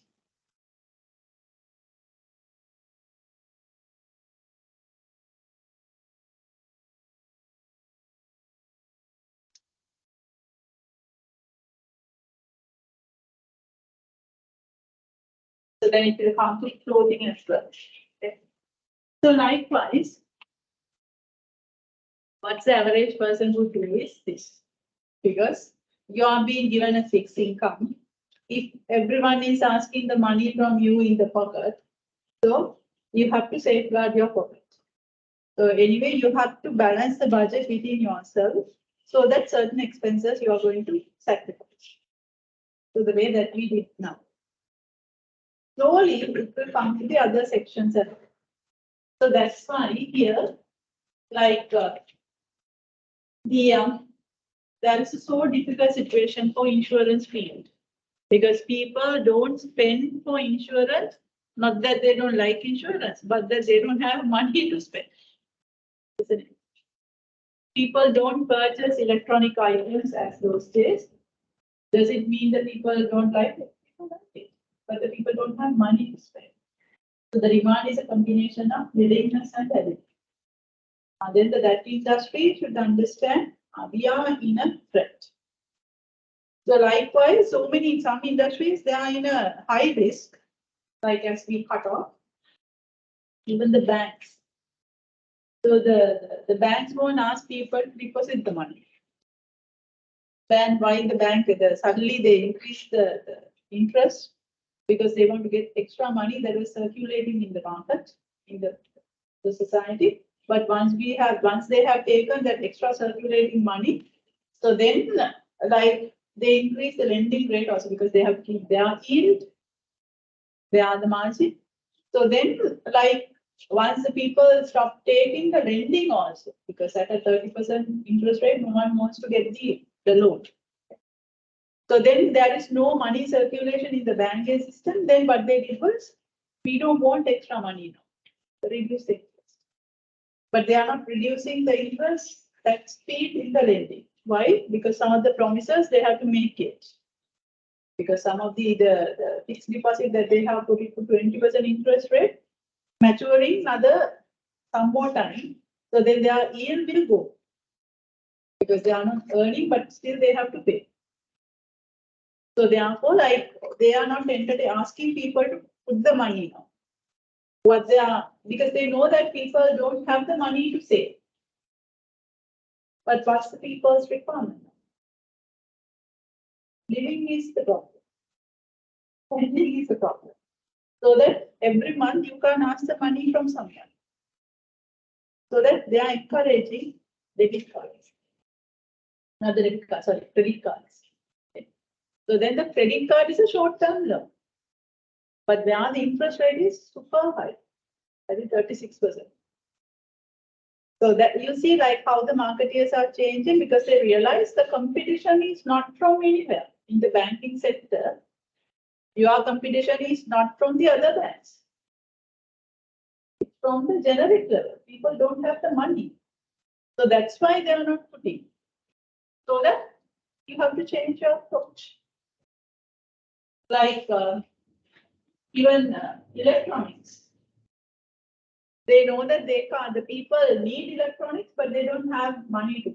So what they're doing, they just collaborate with the credit card companies and saying that, so if you are paying in credit card, so then the bank is giving to the, like say advance or something, so that you as a customer, you pay to the bank the later on with the slight interest. Otherwise, let's say the advance, they don't have a business because all the stock gets stuck. There is no way of converting that into cash.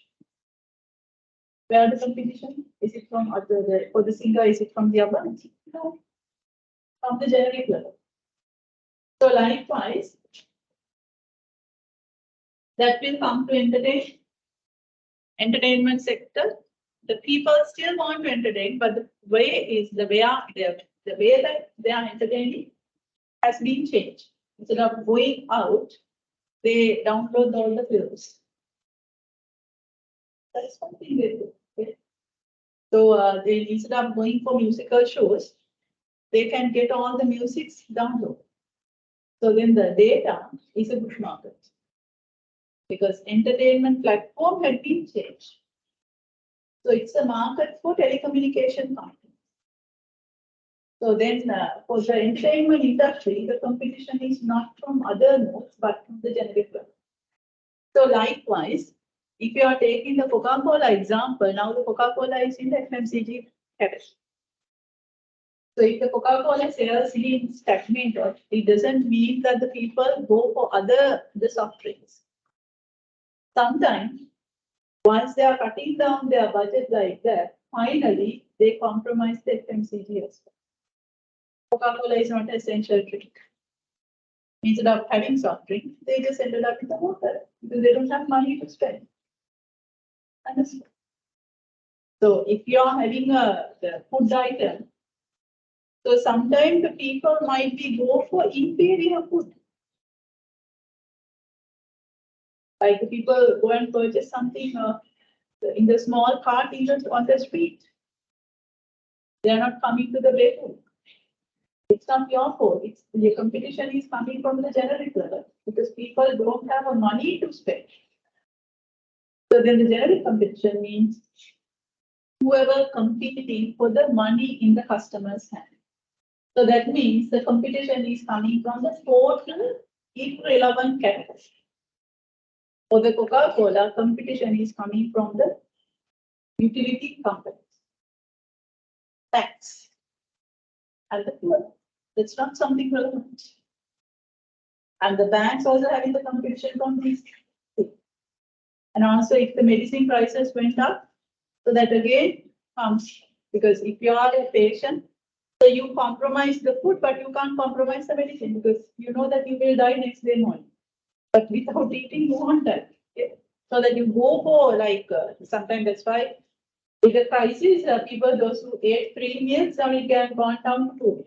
People who ate 2 meals, it's gone down to 1 meal. So that's the trend for FMCG, but not from anywhere, because people spend for other categories so that they don't have anything left to spend in your category in total. So therefore, competition is coming from a totally relevant category. Does it have a competitor myopia? Then or not? Doesn't have a competitor myopia because your scope is so broad. Understand? It's done. Generic competition.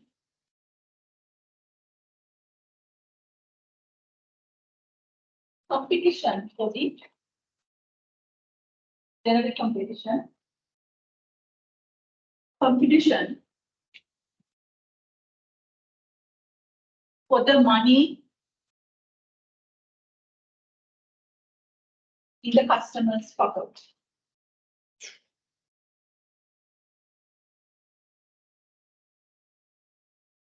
If the prices of certain categories, such as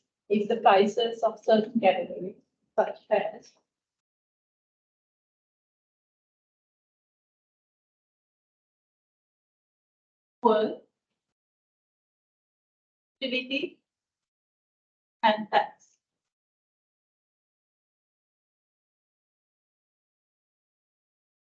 Increase the price of certain categories, example, fuel, utilities, and tax.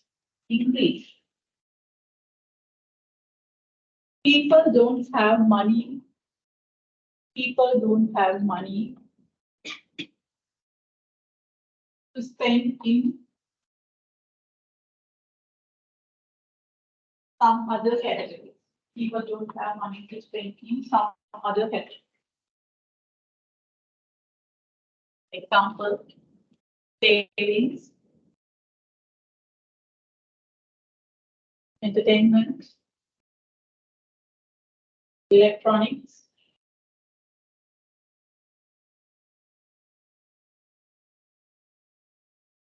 etc. Coca-Cola being an FMCG category, Coca-Cola being the FMCG category,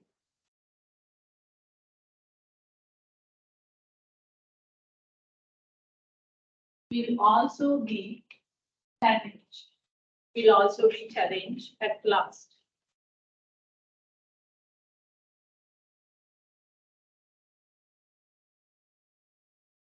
As it is not an essential drink,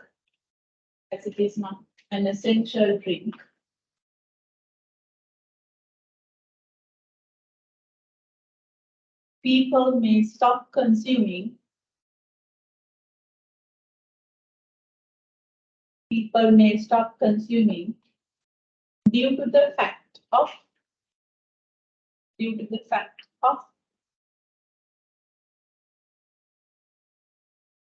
no money left. No money left spent for it.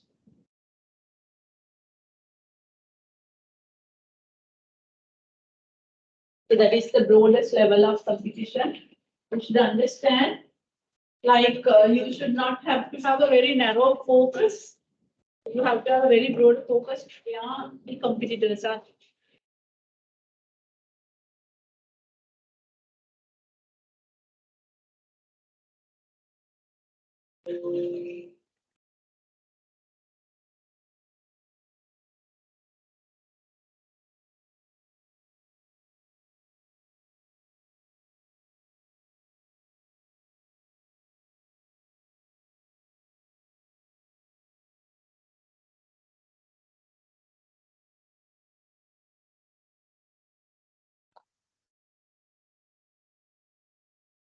I hope it's clear. So the first two suffers from the competitor myopia, but not the last. Even you can take the first two having the issue of competitor myopia, brand and the industry competition. The form and generic competition, it doesn't have competitor.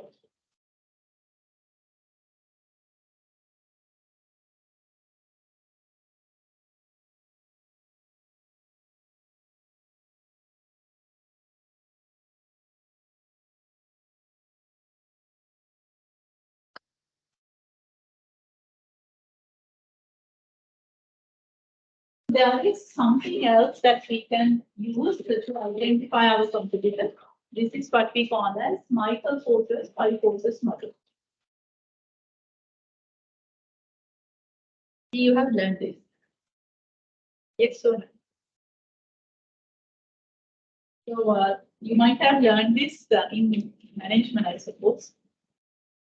It's like this. Now let's see how we are going to use this to identify the competitor.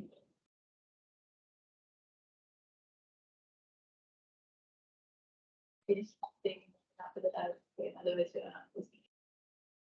So, really, there's if Michael Porter totally, you have to understand like how it's interpreted. Then parallel is as it's the same interpretation.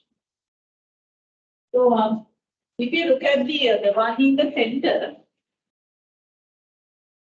this is the industry where a particular brand operates. So, that we call as industry competitors, the rivalry among the existing firms. Like now the Coca-Cola is also within this. This is the carbonated soft drink industry. So first you have to look at how many existing brands are there. How powerful are they? So how about the competition among them? That's something that you have to consider. But you can't limit your scope only to that issue. You have to look at how easily another one to enter to this market, this industry. So that is what we call as potential entrance. The threats from the new entrants. There are some industries where anyone can easily enter, like even the software industry. It's not that big deal. So you can any new company or brand can enter into this market. So if that we have like that kind of a flow, within the industry competition certainly goes up. Because then you have a lot of people in the future. But there are some industries where it's very hard to enter, like what?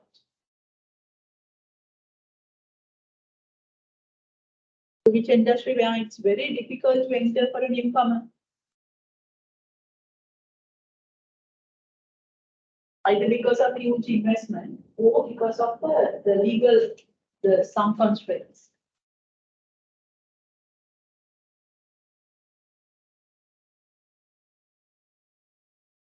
Airlines, yes, it's very hard to enter because it needs a massive investment. Even telecommunication.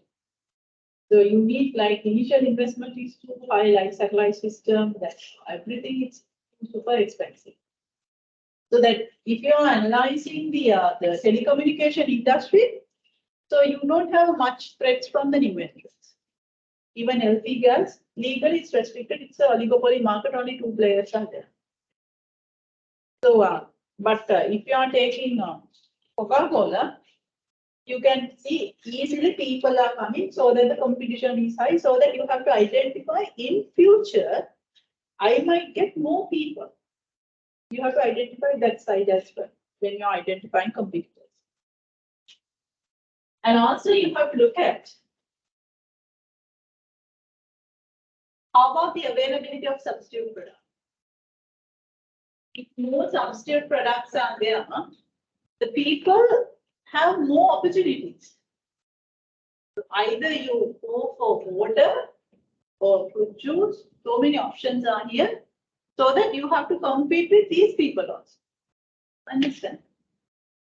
But if there is no substitute product as such, that's the case for the food. You don't have substitute for food. So that they are nicely entered. And we don't have substitute for electricity. So that then, like since the customers are being constrained, so we don't have any other option. But for Coca-Cola, so many substitute products are there, so that the Coca-Cola is having a competition from substitute products as well. But it, yeah, therefore, like these people are competing heavily to keep their customer base, because that customer base either go to another brand within the industry or they may go for substitute product. So that's another force. And you look at this side, the buyer's bargaining power. If the customers can easily move from one brand to another, customer is so powerful. Some industries, customer is not that powerful. Customer can't switch the brand that easily. Example, Coca-Cola, of course, customer can switch. So now we have a Coke, another 1 hour's time can go for anything. So there is no any commitment. So there we get a high bargaining power the customer is having. So that it creates the competition is high. Because you are getting the pressures from the customer side, because they can easily switch from Coke to any other brand. But there are some industries where the buyer's bargaining power is not that high, which means buyer can't easily switch the brand. Example.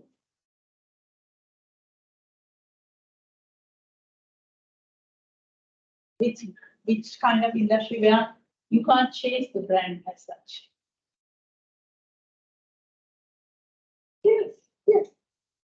Because of course you can't switch. Only thing is you can have another cylinder and you keep the both. It's not switching. It's another investment. If you have a Wipro cylinder, either you like it or not, you have to live with it. If you want another alternative, you have another cylinder and go for it, and that is it. Even telecommunications. So the maximum, like even if you have 2 phones, each phone at the moment they can accommodate 2 SIMs. Maximum you can go for 4. Like today you have 1 SIM, and then if you are not happy with that one, another couple of weeks time you can't go for another SIM. You can go, of course, but you have sacrificed that number. It's not that easily switchable, because you might have given the numbers to others. So like with the Sri Lankan context, it's not possible, but in the European context, possible, because with the same number you can go to any network. So you can carry the same number. So where it's the buyer's bargaining power is quite high, but in the Sri Lankan experience, no. So likewise, so that also you have to look at, like when the buyer itself is a competitor. So that the buyer is giving a pressure that creates the within the industry competition high. Clear? And then you look at the supplier side. Like within the industry, so you need some supply to manufacture your product. So if this supply is rare, so all of you are competing with each other to get the supplier's contact.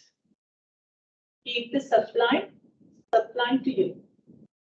Then there is a high competition here if the supply is rare, because then they become too powerful. But if the supply is freely available, so if one supplier says that no, I won't supply you, you have another 20 more suppliers. So if you can't supply, I have another 20, I will post that company. So then there is no much competition internal. Understand internal means within the industry. So likewise, whenever you are identifying the competitors, you should understand it's not only the people, those who are in the industry, there may be some future comes, there may be some the substitute products. So you look at like how easily the customer can switch from one to another. So then it creates huge competition. And how about the availability of the supply? So if it is rare, then again it creates huge competition. Clear? So then you have to have the identification like the scope for all these five. Like the five for the professional institutions. That's not it. Because you are diminishing margin in the start first.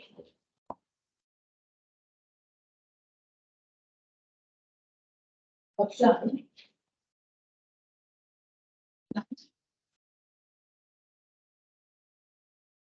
The portal 5% model.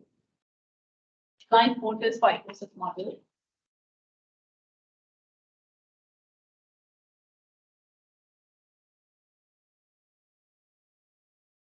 For the industry,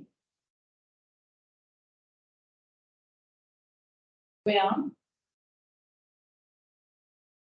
professional education institutes operate. Where professional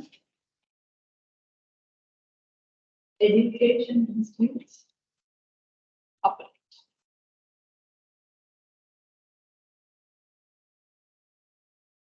You have a chat with your friends, like how these five courses work in the professional education institute, like Srilanka is one.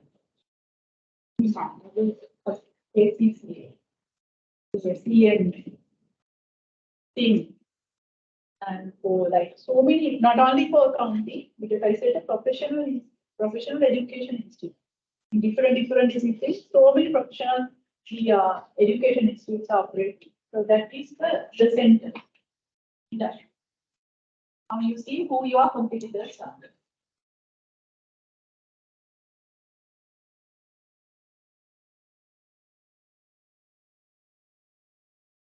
So like how each of these courses influence the competition in the center.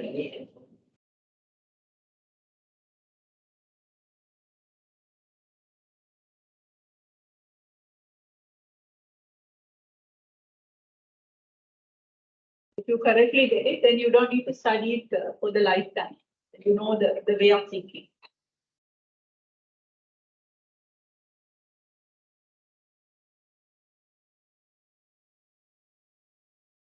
The one course is industrial fiber. So you say that what is it? So now I gave it. It's the competition among all the professional institutes. So that includes like all the accounting bodies, all the marketing bodies, all the HR bodies. So many education institutes are there in Sri Lanka. So the competition among all of that, it's called as a rival in the industry. When it is hard for you to think, you can limit it to a accounting field.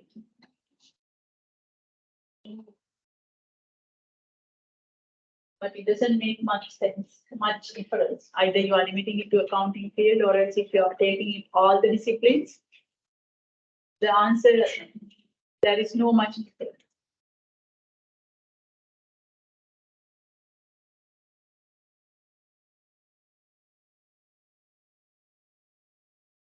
So we are like the CA Sri Lanka is doing this competitor analysis. So that you are using Michael Porter's 5 forces model to identify the scope of competition.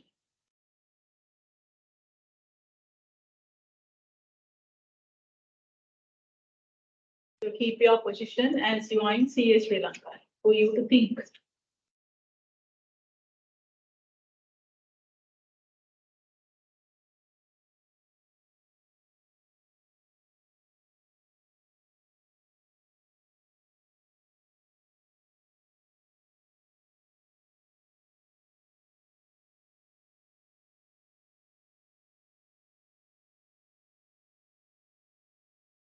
You can have a chat with your friends, that's totally fine.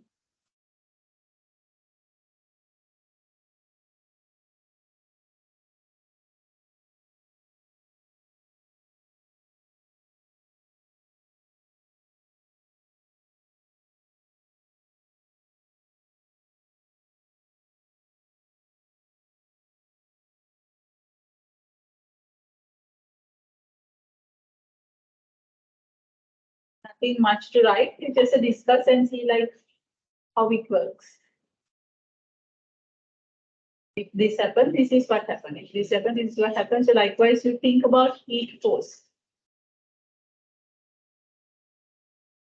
Are we having much threats from the new entrant? If so, what?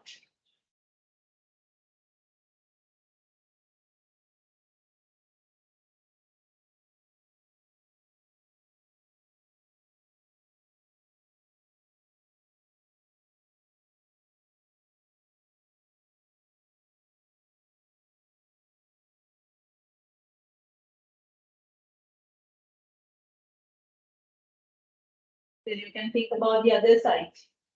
What are the substitute products? Instead of doing a professional education, what else can be done? That should be the starting point. Why am I following professional course? For me to fulfill that requirement, what else the people can do? Let's read through the substitute products stored. And can the customer switch from one professional institute to another professional institute easy? To run a professional institute, what are the supply requires? Are there any constraints for it?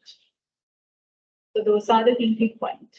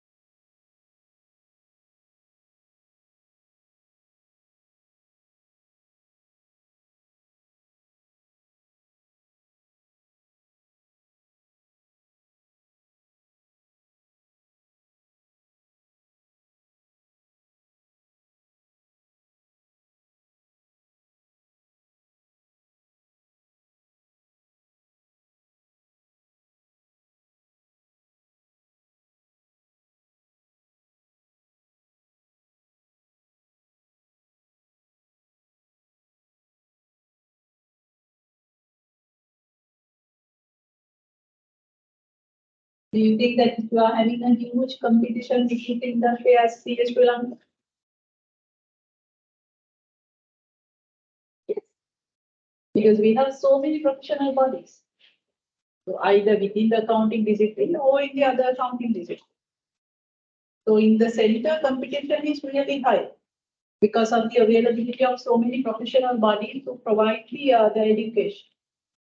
So that you can identify like Sri Lanka is as your company, but SEMA, ACCA, AAT, and even like CMA, those are all are playing in the center.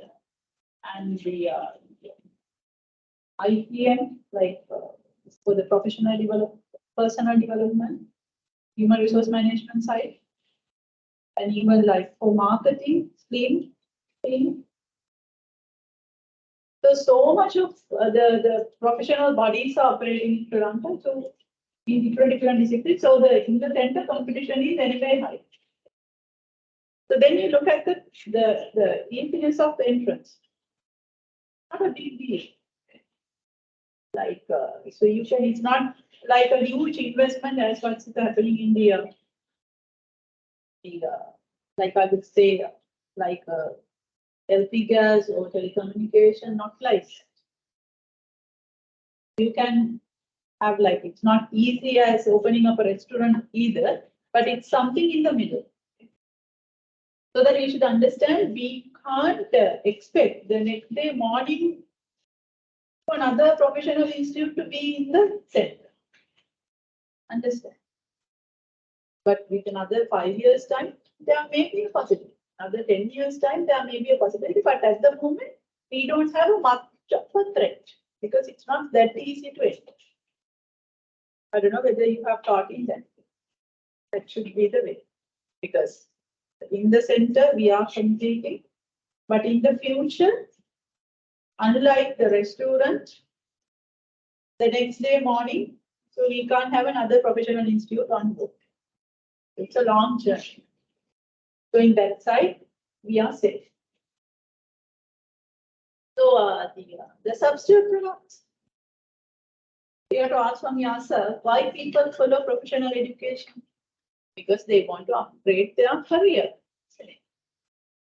So for them to upgrade their career by following a professional institute, what are the other ways that they can? They do some such. They can do an academic qualification. They can build up the soft skills. They can do some affiliated degrees. Some substitute products are there. That you should understand, we have competition from them also. And that is what Chartered Institute did. Since we have a strong competition from academic degrees, they expand their business to that side as well. So that's why you are following this degree in the same institute. Because they expanded, identifying that threat. They can't stand alone as a professional body. Understand? Like how they are playing the game of the competition. So then like the buyer's bargaining power. So then you have to look at like, okay, we are Sri Lanka. So once some of the people on board, can they easily switch? Can. Either you like it or not. If you want to be qualified, you have to complete. Isn't it? Otherwise, what you have, the money that you have paid, they're not going to give you back. Isn't it? It's not that easy to change. So this month you start chartered, the next month you can't switch from chartered to senior. You can do both. But if you want to qualify, you have to be with this process until all the stages completed. Otherwise, you make your mind, all the money that you have spent, it's a waste, so you change it. People hardly do it. So therefore, the buyer's bargaining power, you don't have much of a thing. Understand? So then you don't get much of a competition from the buyer's side as the Coca-Cola is facing. It's like a sink. If you want to be with it, you have to be with it to be qualified. Otherwise, not.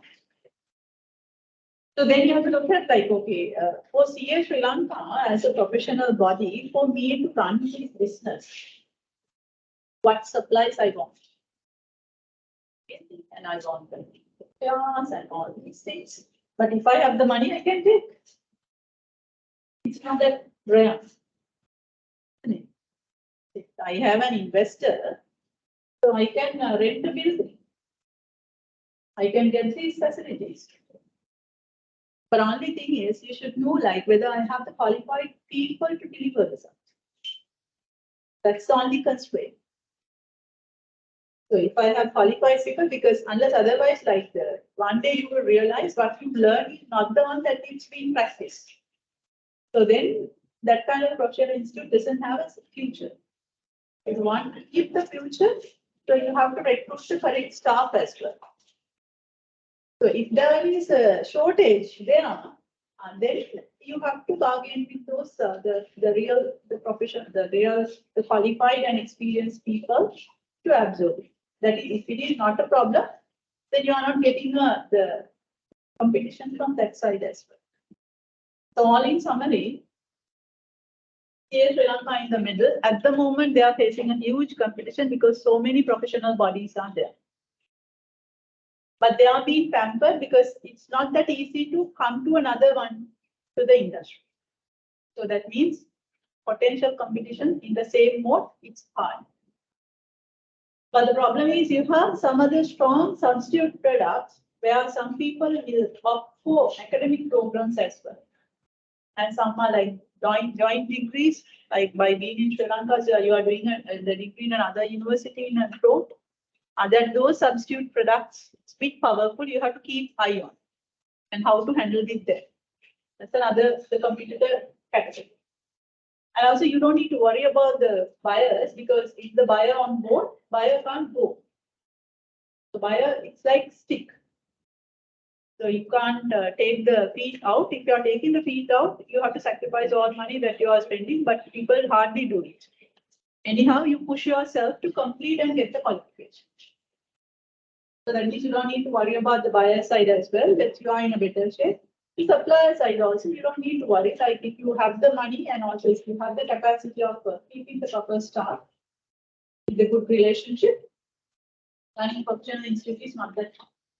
So yeah. Potential influence, not a challenge. The supply side, not a challenge. The buyer side, a challenge. Only thing, beyond competition, you have to close monitoring the existing drivers and the substitutes. What if, how you look at the broader picture? So that's why here Sri Lanka, so they keep a step out and say that okay, we will provide the videos.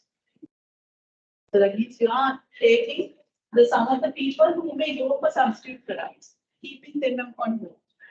Then you are not doing anything the same on them. You see like how they play the game. Clear? So I think I have taken the time as well. So we'll stop for today and then we'll see you next time.